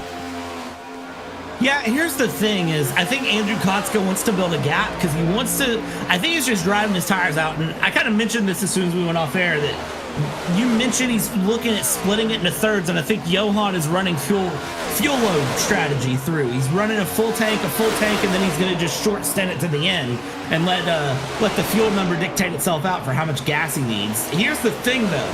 That's all fine and dandy, but as soon as one of these guys wrecks, it's not going to matter. And I say as soon as, because the way these guys are racing, if we get through this caution-free, I'll be surprised. Yeah, we are very much set up to have a new winner here on the season here, because Kotska, no win for him, no win for Johan. Scott Healy, I feel like he won a race, so I feel like I already did the math on this, but he may not have. No, Scott Healy did not win a race, so really it's a brand new win for anybody except for Justin Levine winning this race. Or for that matter, who is the other one? Reese Schaefer. But Reese Schaefer, where is he? We haven't really said his name too much here. He's back. Down a lap. Yeah, he's a lap down. This is why. Pull up his pit stop time, 54-second stop. That would indicate he had a speeding penalty. So Kalmacheski is our lucky dog driver right now. But we also have Jordan Sailors, who is right in front of our leader here. So now, in a matter of about 4 to 6 seconds, Jordan Sailors would be the free pass automobile here, so that will make Kalmacheski and Schaefer's race that much more frustrating because they won't have that alleviation here. But let's just go focus in on what we got going on. Scott Healy, who, I mean, roll the dice, flip a coin, take a guess, SSRI. Who is faster, that 56 or the 64? They're basically dead even, but if you told me to make a pick, I'd say that 64 is a little bit faster. He just hasn't found a way by Johan yet. I agree with you on that. I do genuinely agree, and also I love how you spelled out a certain automated assistant there, so that way you did not trigger it on your cellular device. Or yours, or any viewers. I could say, hey, Jujul, or Alexi, all those words. You're watching a YouTube video, and then all your speakers say, what would you like? Things. Order 47 bags of popcorn. I don't know. It's way too easy to do that. You could just tell, if you tell blue dots around your house, buy me laundry detergent, they literally will without really much confirmation there. So scary things here in this new 2024 first world that we live in here. But Van Schaik, he's been up and down through the field here all evening here. He started 16th. He's up 10 spots on the day. But I'd say most of his race has been spent around the 10th to 13th spot, but now he is just outside of the top 5. The top 5 is just in front of him in the form of Joseph Kazi. Kazi is one that I expect to gain a little bit of time. I expect him to close in and get close to Seminario and Healy here. We do have Jordan Sailors in the pits. He has been kind of off strat the majority of the race, and he will continue that trend with a pit stop here at lap 164. Andrew Kotska, we'll have to keep an eye on him because as we pull up his stint information, 28 laps, he pitted roughly 33 laps into his last stint. So is he going to keep that trend alive or is he going to stretch this out? Because he's starting to fall off here. That 10-second gap now down to 7 1/4. Yeah, and I'm watching that gap fall, but I'm still not writing home about it. We're lap 165 at 240. There's still plenty of time. And I'll be honest with you, I think Seminario's only picked up the pace because look at the gap between him and Scott Healy. Scott Healy is right on the rear bumper saying, hello, sir. Would you get out of my way? I have something to do. And as I say that, you now get side-by-side action for them. You get side-by-side action of Charles Van Schaik, who needs to not shake his way keep it nice and stable there in place. But yeah, I don't think Johan is going faster because he needs to. Oh. I think Johan is going faster because he's being made to. And yellow flag is out for Wesley Wood. What's the and Tanner Marty and Logan Joyle. Our YouTube chat has already made their opinions known. And I am not going to comment on those opinions, but they may be applicable here to this situation. Yeah, let's watch here. Yeah, so Woods on the outside. In the words of Darius Rucker, I got nothing on that one. And it's not that I don't have an opinion, I just don't want to say it because I like being kind of centric with my opinions. But let's just exit the corner here. Let this play through. Let this play through and catch what happened to Logan Joyle. Just let it play. Here we go. So you got these two. The 29 goes. Wesley comes down. And then Logan Joyle again. Oh! Gets caught up. And I tell you what, I say this every so often when we see a rough wreck. I'm very glad we're in the virtual world because if that had been a real life wreck. Oh, that was he would have permanent memory loss after that one though in the next gen cars, even with the safety constraints. But I will say Andrew Kotska was lucky that caution came out when it did because he could have got stuck on pit road there. So now this will throw... Actually, we'll have to do some math, but we'll do it in a little bit of time here. Everybody going to come to the attention of their crew. I don't know how this will affect the tire strat. This may throw a wrench into that. These guys had all their tires situated out. I think many of them have an extra set, so they may have to use the extra set here, but exiting the pits is everybody here that made their stop. So we do have Scott Gilroy who stayed on track. So we'll do some math here, Bradley. 70-ish laps to go. We're pitting now, so we would need... Basically, you could split this right down the middle, 235 lap runs. Probably have a pit stop right around 205 or so. If I'm a driver, that's what I would do. I think that would be the best option. Now, if that's what they actually do, that's another question entirely. I don't know. I'm not sure what that'll be through. I realistically think that they should just split it 35-35, but here's what I'm going to tell you. Heed my words. All ye drivers that have this stream pulled up on a second screen and you're listening in the background to us talk. Cautions breed cautions. Dave. Cautions breed cautions. And Scott Gilroy, I don't know if he was just going for the attention there, but he led his lap and he will come to the attention of his crew, giving it back to Andrew Kotska, who I think we can have a brief word with him from Mad Spartan SimRacing. All right, Andrew, it's Corey and Brad up in the booth. You got us, bud?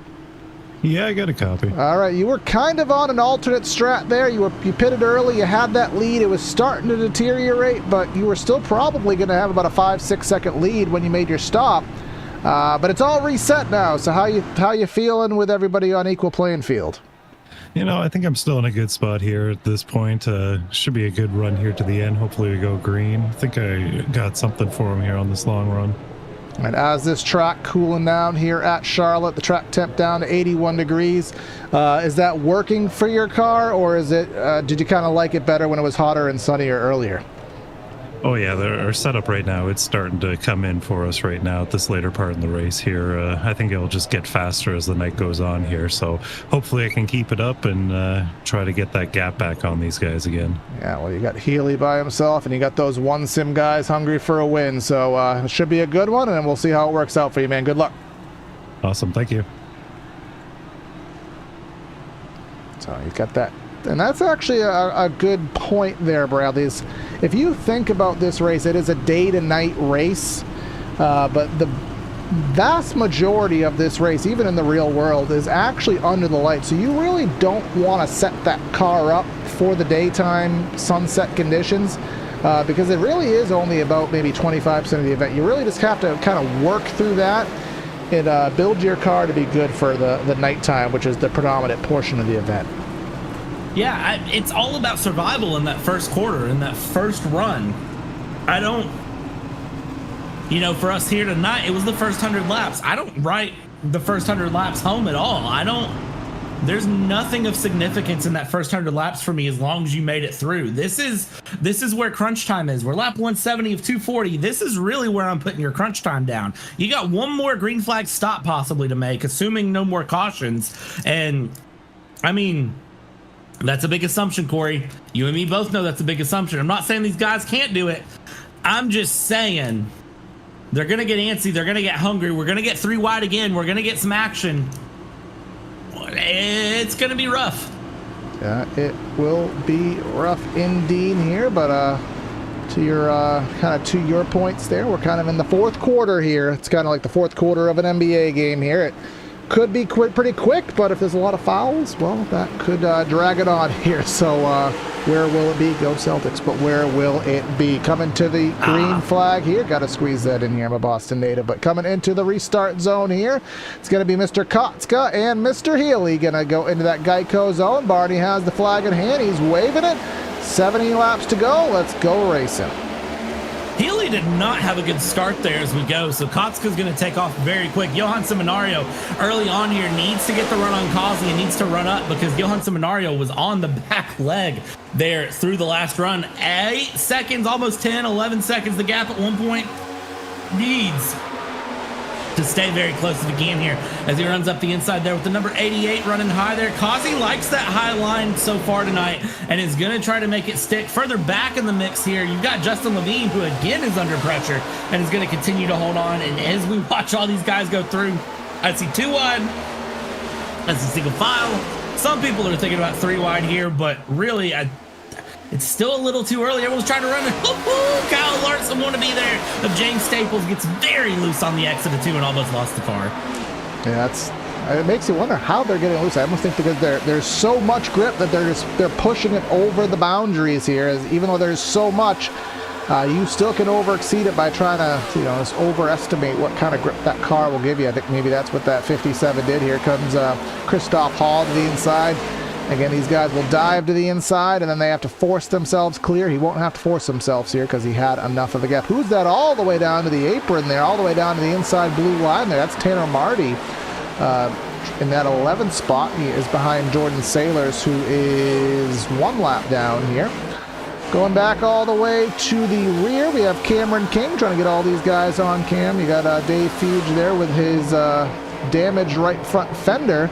That number 44 has been involved in about 2 to 3 cautions here today. Just trying to chug along here in that number 44 car.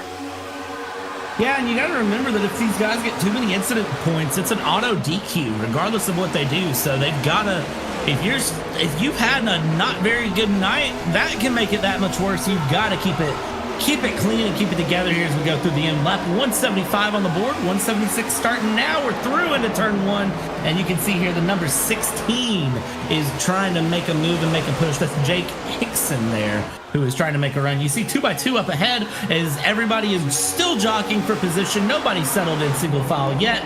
Really beyond, if you're in the top 10, you're probably 2x2 as it sits.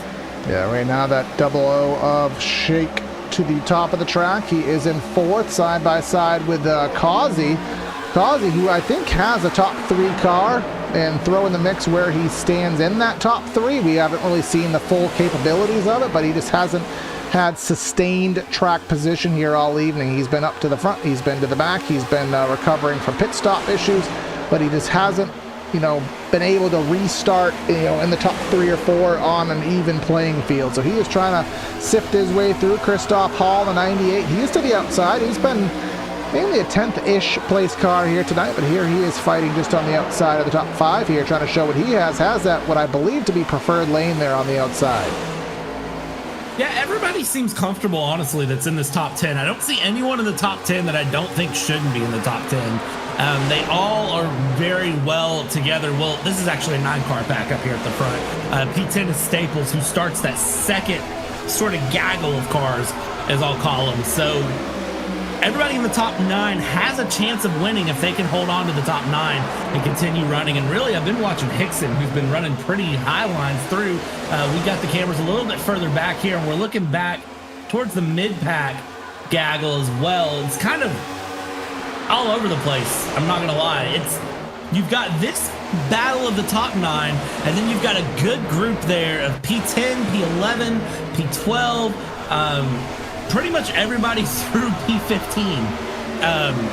You can do the math on what cars are what, and I said that a weird way, but everybody watching knows what I meant. So I'm not too worried about it. And up front, you do have that number 42, that red and black car of Sammy Harrell.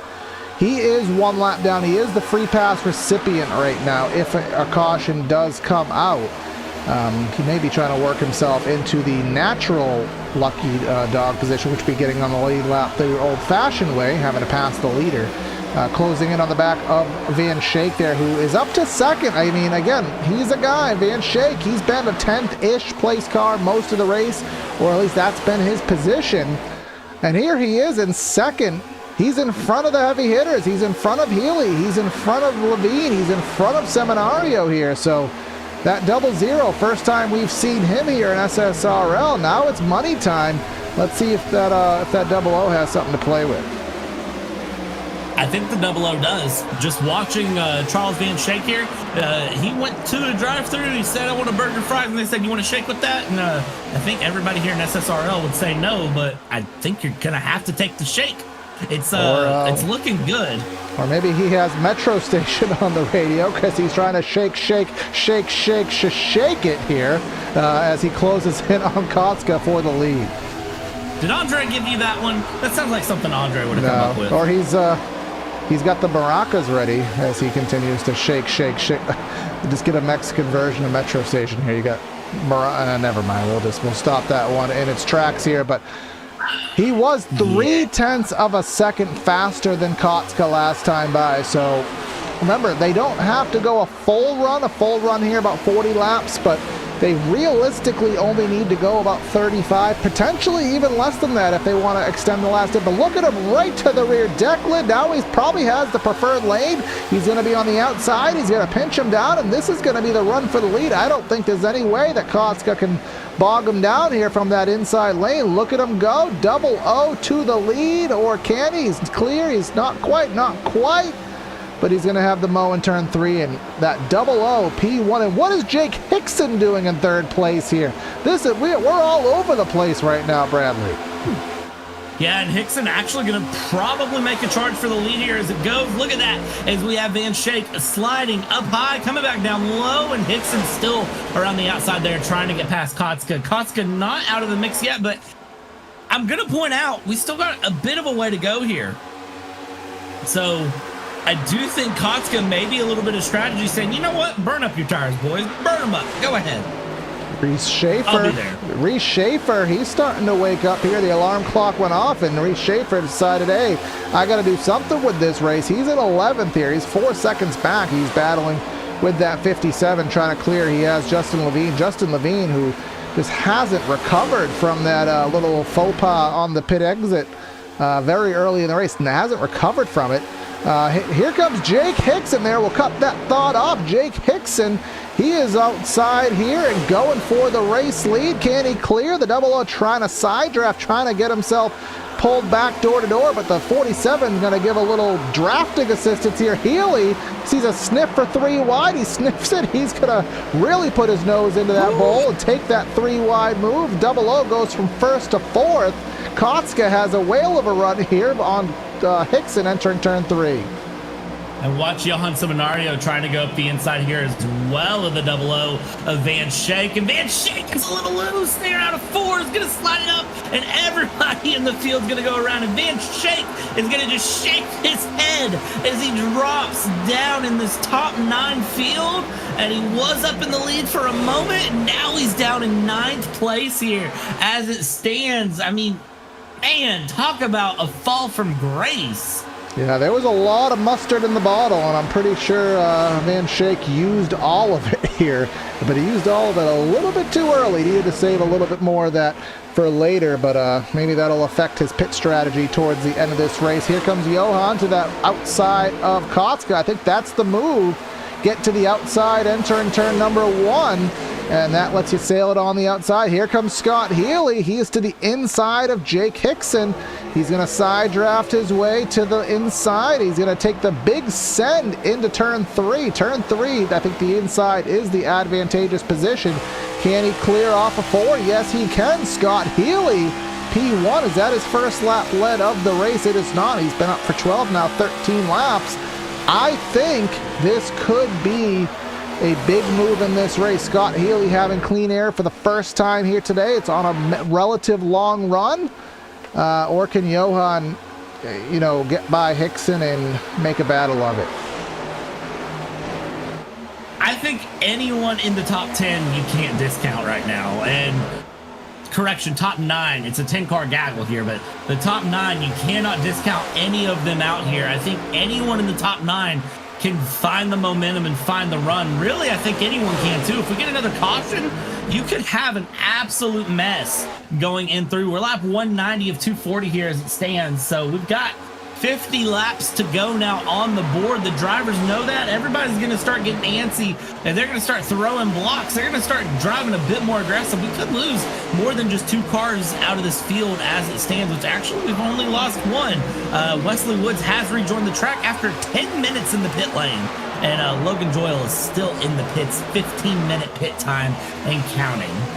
Yep, so that leaves us 21 of the 24 drivers here on the racetrack, and still the side-by-side Joseph Causey. I think he is someone who could be a sleeper in this race, but he just can't get by Hickson. I think I remember hearing at some point that Hickson is like the Ryan Newman of this league when it comes to getting by and making it hard to pass, but finally Causey will get by. And opposite to what I thought Healy was going to be able to use that clean air to his advantage and drive off, but Johan says no, and keeps him right in tow here, quite literally here, coming down the back straightaway. Let's see, Johan's going to get his air cut off here, but Healy seems to be very unstable. Johan will get through that dirty air and even close closer to that back bumper. Yeah, and that's really what you want to do, is just kind of close the gap, put the guy under pressure, and keep things going. And Johan is a driver that we know Johan is smart. Johan knows how to run the strategy, knows how to apply just good, consistent pressure and be in the right place at the right time. Look at this, Bradley. Thomas Kalmacheski, remember, he was on an alternate strategy that we roasted and said, he didn't pit on the stage. He fell backwards, had to recover, and he has recovered himself into a battle for the top 5 here. So he is one that cannot afford another caution because he does not have the tires, the strategy set to play with. Actually, I guess for that matter, I don't think anybody does. So, but particularly that 69 car, I think he is set for the required stop and nothing more.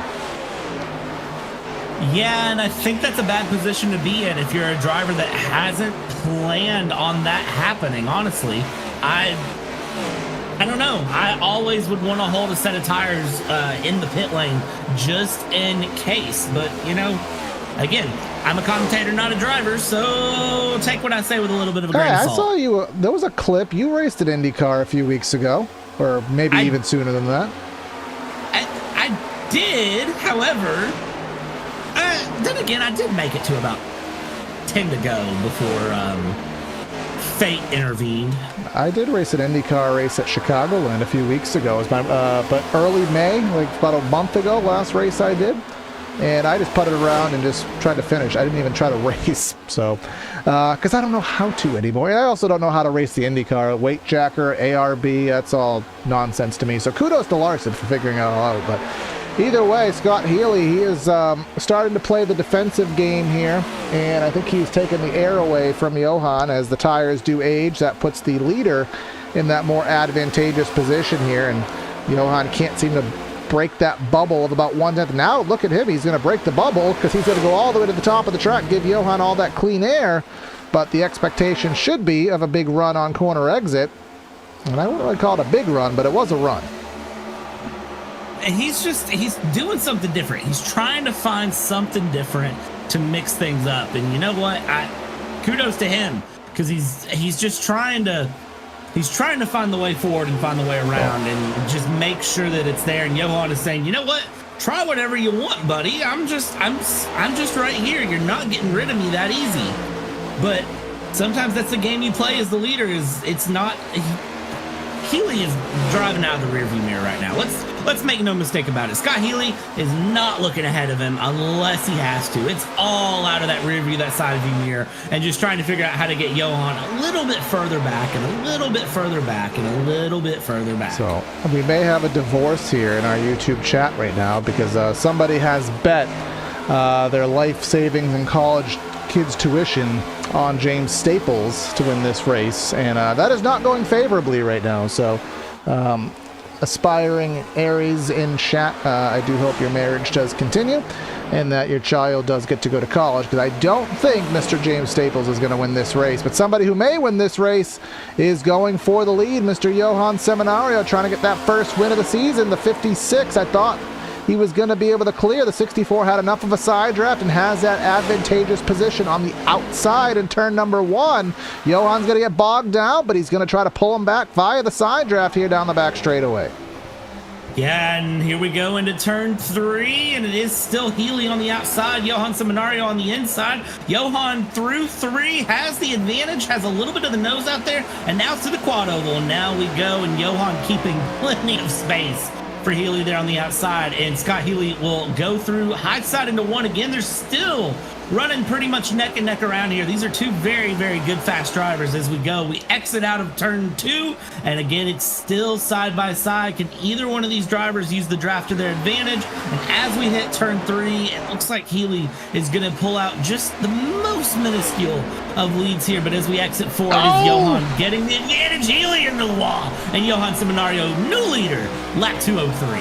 I think that these drivers both know that that could have been the race right here. So now if I'm Scott Healy, I'm pitting this time by. I feel like that's my best shot to win this race is on a pit strat call, because I don't think he's repassing Johan. So if I am Scott Healy, I'm breaking to the pits right now. Yeah, it's a little bit early, but I think you want to have that undercut. He's not going to do it, but I think that's still the call.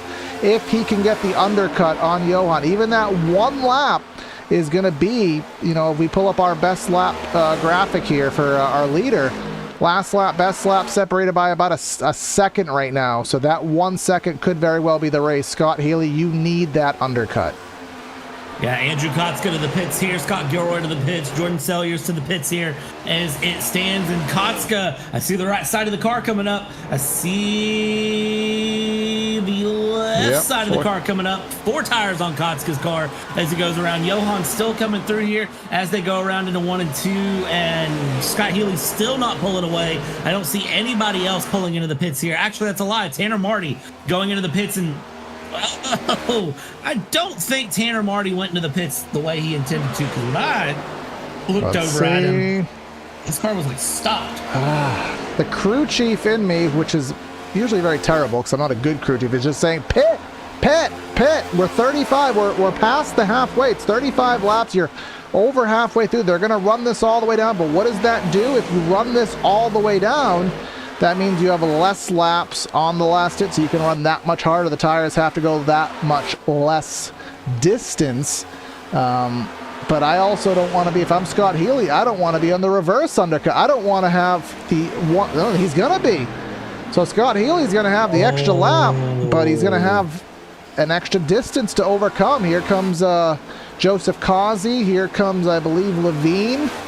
Yep. As the complete opposite of what I thought was going to work. And, you know, I'll eat my words if I'm wrong, but I would not want to be the chaser in this situation. I would want to be the chasee. But here comes Healy. Gotta make the down. Don't speed. Get everything you can, but don't get too much. I don't see any smoke. Seems like he did a pretty good job. Yeah, he's in, and it looks like for Scott Healy, Jake Hickson's in as well. Thomas Komacheski is in. Justin Levine is just now exiting the pits here through, so we'll see how that affects things. Current leader is going to be Blair Holloman, and going through with Reese Schaefer there in second and Van Schaik in third. But these guys are going to have to peel off into the pits very, very soon. As it sits, we'll see where everyone comes out and around. I'm with you on that one. I do not agree with that strategy call at all for going in the pits. Well, let's see here on the racetrack. Where is Mr. Johan Seminario in relation? He is up to full speed right here. Here is Scott Healy. Healy is still getting his car up to pace. There is the pass. And then just look in the arrears. There goes Joseph Causey. And where does Healy end up? He is going to end up, I'll just pull up this graphic right here. He is 0.8 of a second to the next position in front of him, which is Causey.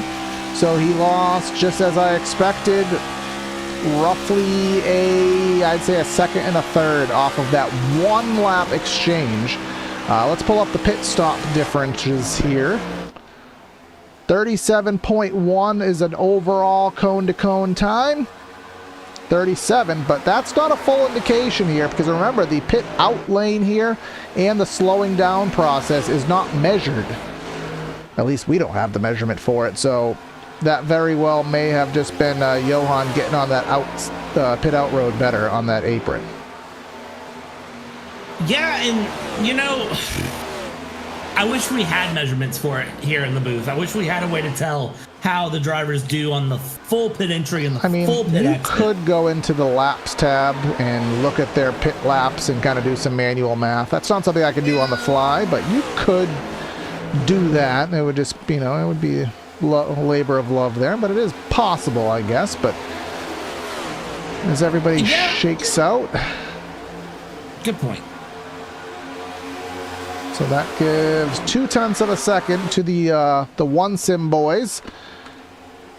And, you know, again, both of these guys want to win. And we haven't seen Causey be able to battle, you know, without a detriment. He has always been battling from behind, having to gain speed, having to work through the field. This is the first time all race he's really been blow for blow on the same page with good track position comparative to one of his teammates or the fast guys. Yeah, but I don't know, Corey. I don't know. I'm still trying to do a little bit of mental math in my head for where everyone's going to end up and how this race ends, and I don't have a good answer really for how things end. I still feel like there's plenty of time, and I tell you what, I've got a trigger off of pit exit of this 42 of Samuel Harrell doing what we've seen other drivers do and spinning on pit exit. Yep, there it is. That's the third time we've seen that exact same thing. The kind of something we didn't really talk about is if you look at the apron here,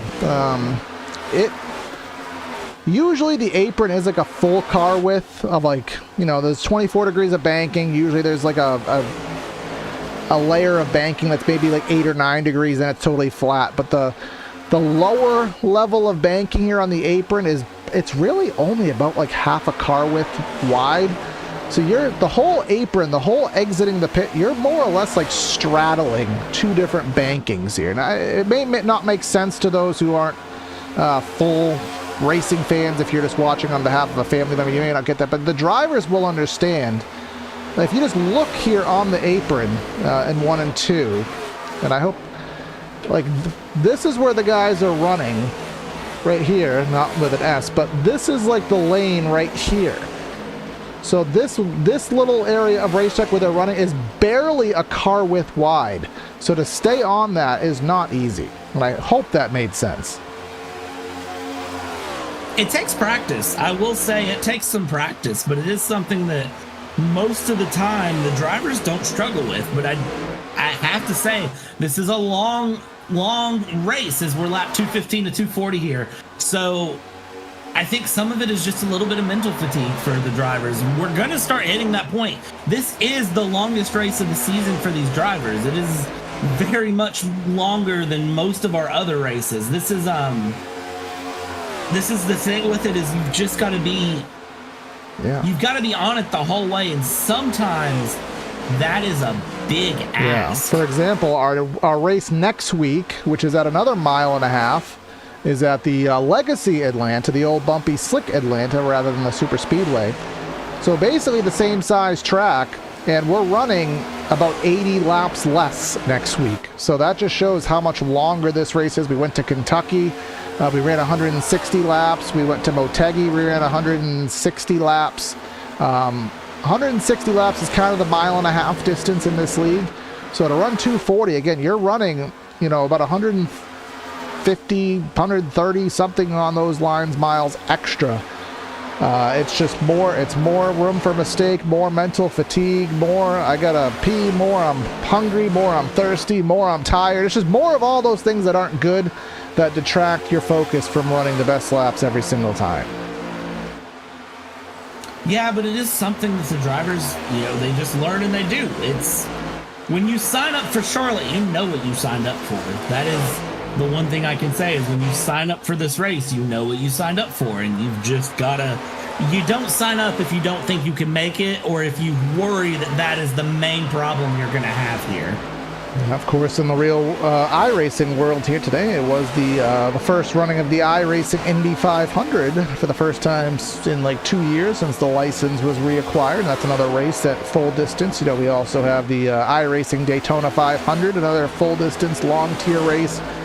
They do the iRacing Coke 600. That was last week. I know there's a couple other 500-mile races. Again, those races specifically, as here comes Reese Schaefer, again, trying to get a top 10 run. He's 7th right now, 6th right in front of him. The races I named, not just, we have the 24s and the 12s and stuff like that, but those races I named, those are the races that one driver does the whole thing, which is, of course, vastly different than when you get to share the car here. But here comes Scott Healy, trying to gain some of that back. He has that extra lap of tires in the bank, and Joseph Causey, from a team perspective, I think his job was to try to hold up Healy as much as he could, and he failed at that task. So now, Scott Healy trying to prove us all wrong. He's trying to prove to us that we didn't know what we were talking about, that one extra lap is going to be beneficial rather than a detriment. His next person on the checklist is Johan.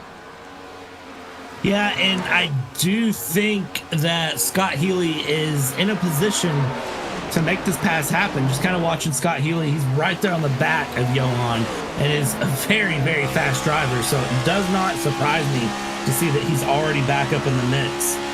We'll keep our eyes and see how this develops, because kind of just looking through, 0.2 of a second difference on the last lap. Well, closer to a 10th and a half, but it's close, and it's going to be very, very close.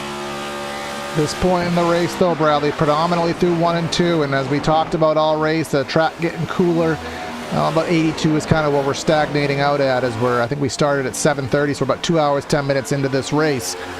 This track is at maximum grip right now, and because of that, the outside will lose its luster. There's so much grip on the bottom of the racetrack that there's no reason to go high. You aren't slick. You're not going to find more grip up top because you have an ample amount of grip on the bottom.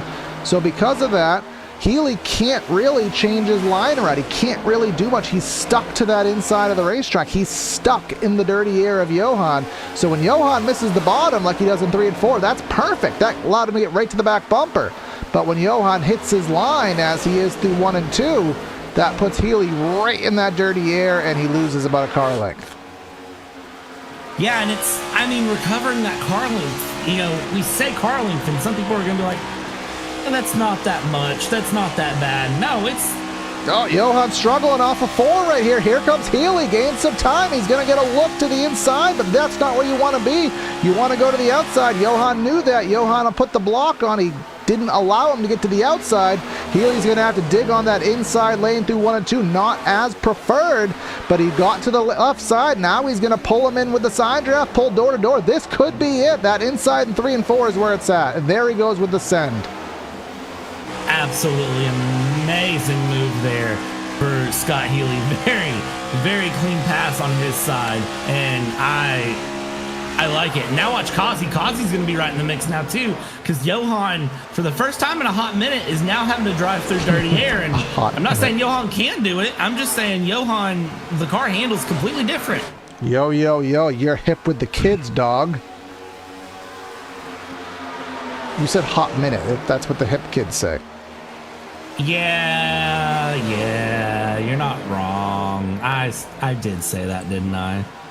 Yeah, but back to life, back to reality.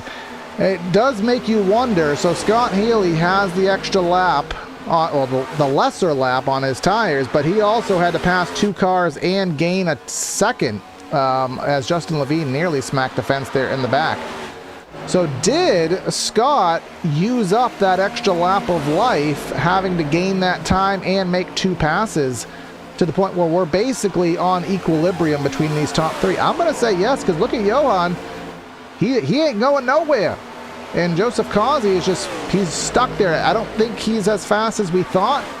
It's probably the same setup as Johan, but he hasn't been able to break that bubble the way that Johan is. Johan's staying right to him. He is stalking that back bumper, but Kazi just kind of seems to be stuck about 2 or 3 car lengths back. Yeah, and it's kind of interesting to see. I'm kind of keeping my eyes. I'm trying to look at a couple different things, because I do think there's some drivers that can try to make a last-second lunge. I think there's some action through the middle of the pack and the back of the pack as well that's causing a little bit of question and concern. You've got Charles Van Schaik and Christoph Hall that are back in the back, and they've been going back and forth in their positions. So we're 12 to go, and at this point, I'm expecting drivers, especially like Van Schaik and Hall. This is for 10th place. And I'm fully expecting to see, a strong battle happen here. There's battles all through the field, but really this battle up front is... Oh, wiggle, wiggle. Oh, Johan, hold the car together, buddy. Engage Jello mode, because he was wiggle there, but he didn't really lose too much time. Scott Healy missing the bottom through 3 and 4, and I think that's just kind of akin to losing some grip here on the tires, but Johan kept it a little bit lower. He's going to gain a little bit of time. You got to block the outside entering 1. He'll do just that. Force Johan onto the inside lane. He'll leave a little bit of door open, and now we'll slam the aero door shut. That should upset Johan's car. It should, but I don't think it did. Here he is, but again, 3 and 4 is really hard to make a move in. 3 and 4 is very hard to make a move in. Really, your move is going to be made out of 2 setting up into 3 as we go. And you see Healy here going very defensive as they come through the quad oval. Johan making a peek up the inside into 1. And now here we go. Johan with 9 to go is going to be making the move and doing everything Johan can to get the pass through. And Johan side by side here, and Kazi is just there to fill up the scraps as it goes. If he can find a way to stick his nose in the mix, I'm sure he can take it 3 wide right about now. And here we go, Johan to the inside. Healy has that high line, and that's a fast race car going through. And now they're side by side through the quad oval yet again, because why wouldn't they be as we cross the line? And it's still Healy in the lead, but not by a lot. Johan to the inside into 1 again. Scott, I don't think you want to run that high. I thought I would try to pinch him a little bit, but he's going all the way to the top of the track, and I guess maybe that's what worked. That'll get him cleared. And at some point, Kazi has to say, well, hey, I want to win. I want to win too. I don't just want to help my teammate out. I got stuff to fight for. I got, goals and stuff to achieve here. But Kazi got a little bit high off of 4. Cost him a 10th here, but this is a battle of the Titans up here up front. A little bit of bump draft perhaps entering turn number 1 from Johan to Scott here. 7 laps to go at Charlotte. This is the best battle on the track, the battle for the top 3. I think Joseph Causey is just sitting there and kind of saying, you know what? I don't want to go too early. However, we're 7 to go. This isn't a restrictor plate race. Block the top, block the top, block the top. I don't know who I'm rooting for here, but I'm just rooting for a good race here. But he gave him the top on entry. You got to send it on in there. You got to block. You got to shut the door. He'll do just that, but it may compromise his exit. And Healy's loose. Seminario's through. Causey wanted to go all the way to the bottom, but now Causey just tucks up behind Johan. And Causey goes behind Seminario, follows him through here with 6 laps to go. Causey, you've got to get your nose in the mix now. If you're gonna go for the win, you got to do it now. Here we go. Seminario up the inside, and it's still Healy to the lead at the line. But as we go into 1, I anticipate Seminario should get the run. Joseph Causey, you have got to do something here. 5 to go. Here comes Scott Healy, get a wiggle off of 2, but now he's going to get the inverse. We've seen the inside side draft. We may have seen a little door tap there down the straightaway. Causey looking high here. Again, the top usually not where you want to be in 3. If Johan clears, it may be game over. I don't think he's going to be able to. Has to leave a lane open. Healy hanging on for dear life, but he's going to have the preferred groove entering 1 on that outside lane. Causey still trying to figure out what to do, where to do, and if he can do it. Yeah, Causey's got the run, and I think Causey has the pace. I think Causey just doesn't want to cause a wreck. Honestly, I think Causey would rather just finish the race at this point. Look at this, Seminario and Healy door to door into turn 3 as they go. And I mean, doggone, they are racing like this is short track, dirt this track may racing. be Healy's. This is it for Healy. Johan will clear with 3 to go here. Now, if Causey can clear, he may have a chance, but as long as they battle for second, that's just music for Johan here. They're holding each other back. They're bumping, they're dooring, they're banging, they're sliding, and all of that's going to help Johan. He battled for laps and laps and laps and finally able to persevere here, coming out of 3 laps to go and soon to 2. Yeah, and Johan just needs to run away at this point. Let those 2 battle and say, you know what, y'all battle through. I just want to go. Because he has cleared Healy. Healy has lost out at the moment. So now here we go. This is going to be where things get interesting. 2 to go, but it's over half a second gap. Can Joseph Causey close that down with 2 to go? I don't know. If you're Johan Seminario, no cautions, no whammies. I don't see anywhere on track really a caution could come out here. But right now, I don't think it matters. Coming off turn number 4 for the penultimate time here. Barney has the flag in hand. Will we get to it? The flag is waving. White flag, 1.5 more laps around, 1.5 more miles around Charlotte. Yeah, 1.5 more miles to go here as it stands for Johan Seminario. This is music to his ears here through Charlotte, and this is going to be the exit out of 2. It's very clean, a little bit of lap traffic coming up ahead, and you just hope that nobody does anything wild to compromise your night, because here we go through 3 and 4. Johan Seminario looks on par to win. Here he comes off turn number 4. He's been bridesmaid, he's been a podium man all season. Finally, he gets the checkered flag, he gets the top of the podium. Johan wins the marathon here at Charlotte. Teammate Causey in second. Scott Healy goes from 1st to 3rd in a matter of about 7-8 laps, but I think he's going to go up and give a congratulatory little door tap there, because that was some amazing clean racing between those 2 drivers. They must have had a blast there, Causey as well.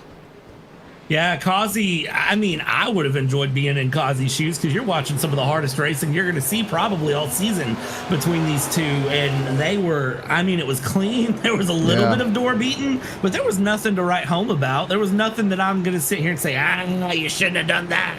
No, that's just hard racing. I'm going to go back. On the longest race of the season. I'm going to go back to Kansas in the reel, where Larson in that photo finish with Buscher says, I didn't even care if I lost, because it was just that fun, and I was just glad to be a part of it. And I think that sums up what happens for those top 3. Another barn burner of a finish here, barn burner of a race here in SSRL. What's our race recap here? We ended up finishing this race with 34 lead changes by Lanta. Very competitive race here, as Johan will burn him down here on the front straightaway for the first time here all season in that patriotic number 56. Still has Team Conti on there, even though he's not Team Conti anymore in the series, but I digress. But with that being said, let's go down and give you the final rundown of results here today from the Charlotte Motor Speedway.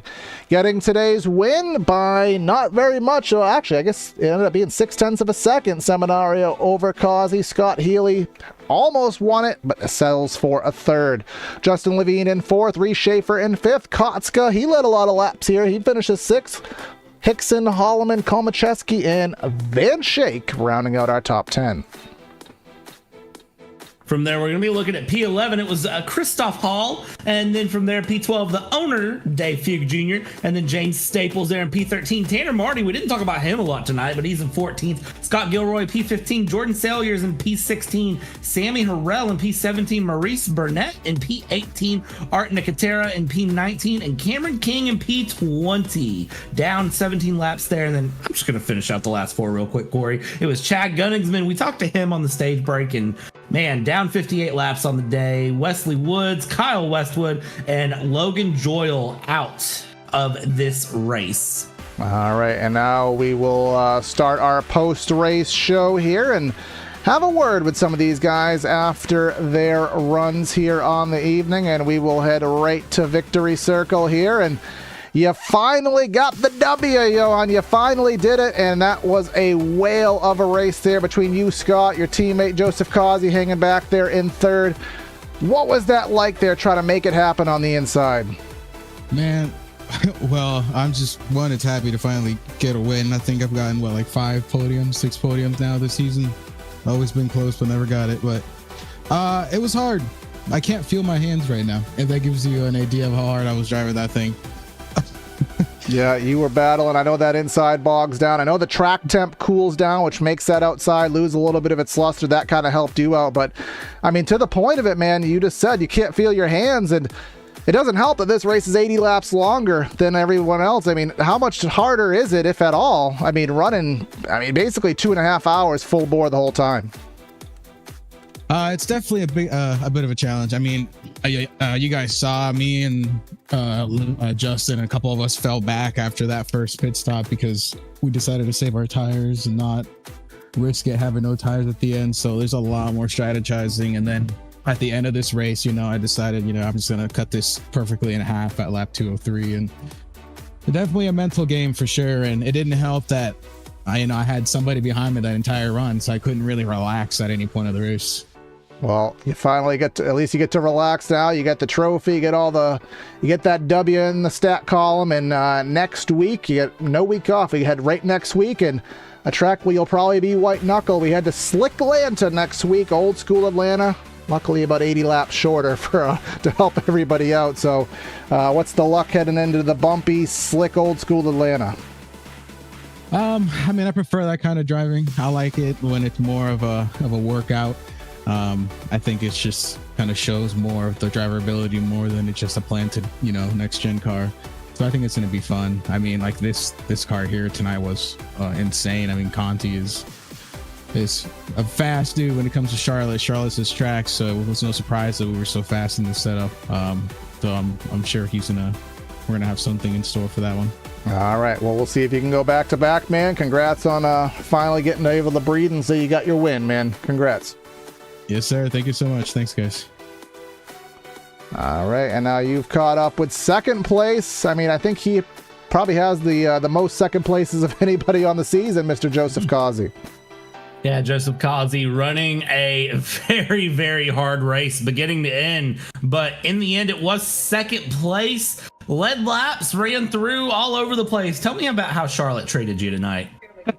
I figure I'm just the bridesmaid of this series. I'm just gonna tell you that every time I'm in contention to win or something, it just gets snatched away, or I just don't have enough to get there. But it's all good. My teammate got the win. I just didn't have nothing for him. We had the same thing, and he was just lights out. Now you can't say you didn't have nothing for him because you ran him side by side for 10 laps. It felt like he had something better than me, but we had the same thing, and he could just drive it better than I could. And I would burn up my tires more than he would, and I was just hoping I tried to to give I don't know how to say bad luck towards them. I was kind of hoping they were mixing up a little bit between him and Scott, and I would in the catbird seat, fly right past them, maybe do a William Byron move, but that never happened. You know, I gotta ask, when you're in that position and you're just watching drivers battle through, did you ever think there was a point I should throw my nose inside here and I should just go through, or were you just sitting letting them battle and just kind of waiting and hoping? Like, what was, when you're in P3 there watching that, what's going through your mind as a driver? I was just waiting and hoping because I was doing all I can to stay with them. They were throwing haymakers at each other, you know, and they, you know, we're all good friends with Scott as well, and you know, they were throwing haymakers. So I was trying to get there, but man, just to do all I could to stay with them and be right there with them, it was with all my how I got in the pits, out the pits. I was probably because I did speed one of the second time I pit, but. Other than that, my in and out pit times were spot on. Can next week be your week, Joseph? Can next week be the week? Where are we at? Hot Atlanta. Old Atlanta. Yeah. I mean, it could, but we'll see. I'll probably be second again, but you know, we'll see. Yeah, but second place ain't bad. So I'll tell you what, Joseph, I'll let you go with your night. It's been a long, hard race for you, and I'll see you in a week. And I'll wish some good luck your way. I appreciate it, man. Yeah, have a good one. Thank you. He is the happiest guy we've ever met. All the time. He's just happy. He needs to put a happy face on his hood or something. He's happy to finish second. I love it. All right. And now someone who's probably not happy to finish third. Scott, well, yeah, we were roasting you. We were like, you need to get the undercut, but you did the inverse. You got the overcut. You pit the lap later. You got the gap eaten up. You passed both of them, and you hung on for dear life, but it came up a couple laps short, man. Just kind of talk about that strat call to pit a lap later, and ultimately how it boiled down a few laps to go. Oh, those last couple laps were fun with Johan. I miss racing with everybody here. It's been a long time since I've been in a race car. So, yeah, the car felt pretty good, and you know, I thought I had it the last couple laps, but then I saw his teammate behind him, and I was like, it's going to be tough. And then Johan gave me a bump in the backstretch, which kind of set me up the track a little bit harder than I wanted to. For some reason, I don't know why, it plowed in one of the turns after he touched me, and that was it after that. But I was trying to do everything I could. I was trying to get that one fresher tire to push it harder, because I knew he was going to burn it as soon as I got behind him, but it is what it is. I mean, it was hard racing. It was fun. It was a great night tonight. Yeah, that's all that matters, man. And you know, one thing that I saw, and I just want to get it from a driver's perspective, obviously Charlotte, the track cools down, the track changes here from, you know, sunset to night, and it just seemed like that outside just didn't have what it had, you know, when the sun was out. And ultimately, when you're stuck on the outside, it just seemed like that inside had a little bit too much grip towards the end. Is that ultimately what it was? That outside just didn't have enough once the track cooled down? Yeah, it was hot in the beginning, so that's why nobody really ran the top. I mean, I could have tried it. I was thinking about it. I was like, maybe I should try it, but then again, I was like, maybe if I do that, that would burn my tires. So I was legitimately doing a long run and just keeping it on the bottom, trying to save my tires and, you know, just save it to the last bit of the race and battle with Johan, because I know me, Johan, and a couple other people had the good cars tonight, but it is what it is, though. But yeah, the track, when it cooled down, you could run the top, you could run wherever you want. The middle was kind of sketched. It was either tight or loose. So, but it was just top line and bottom lines where you want to be, but mostly the bottom. Yeah, well, we'll see what happens next week. A track with no lights and a track with multi-groove. We head to hot, old-school Atlanta next week, so you're good at a mile and a half here. And anything you can carry over, any confidence that'll come with you next week?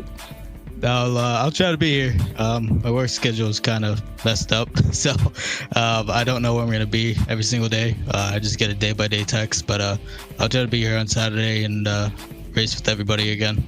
All right, well, we'll hope to see you and see if you can get that W, man. But congrats on the podium here tonight. Put on a good show for us. Appreciate it. Have a good night. Too.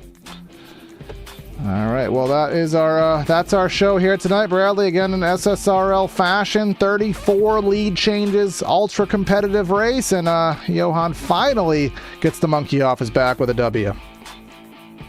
I think this is going to set a precedent for the season. Johan getting the win, some of the changes we've seen the past couple weeks.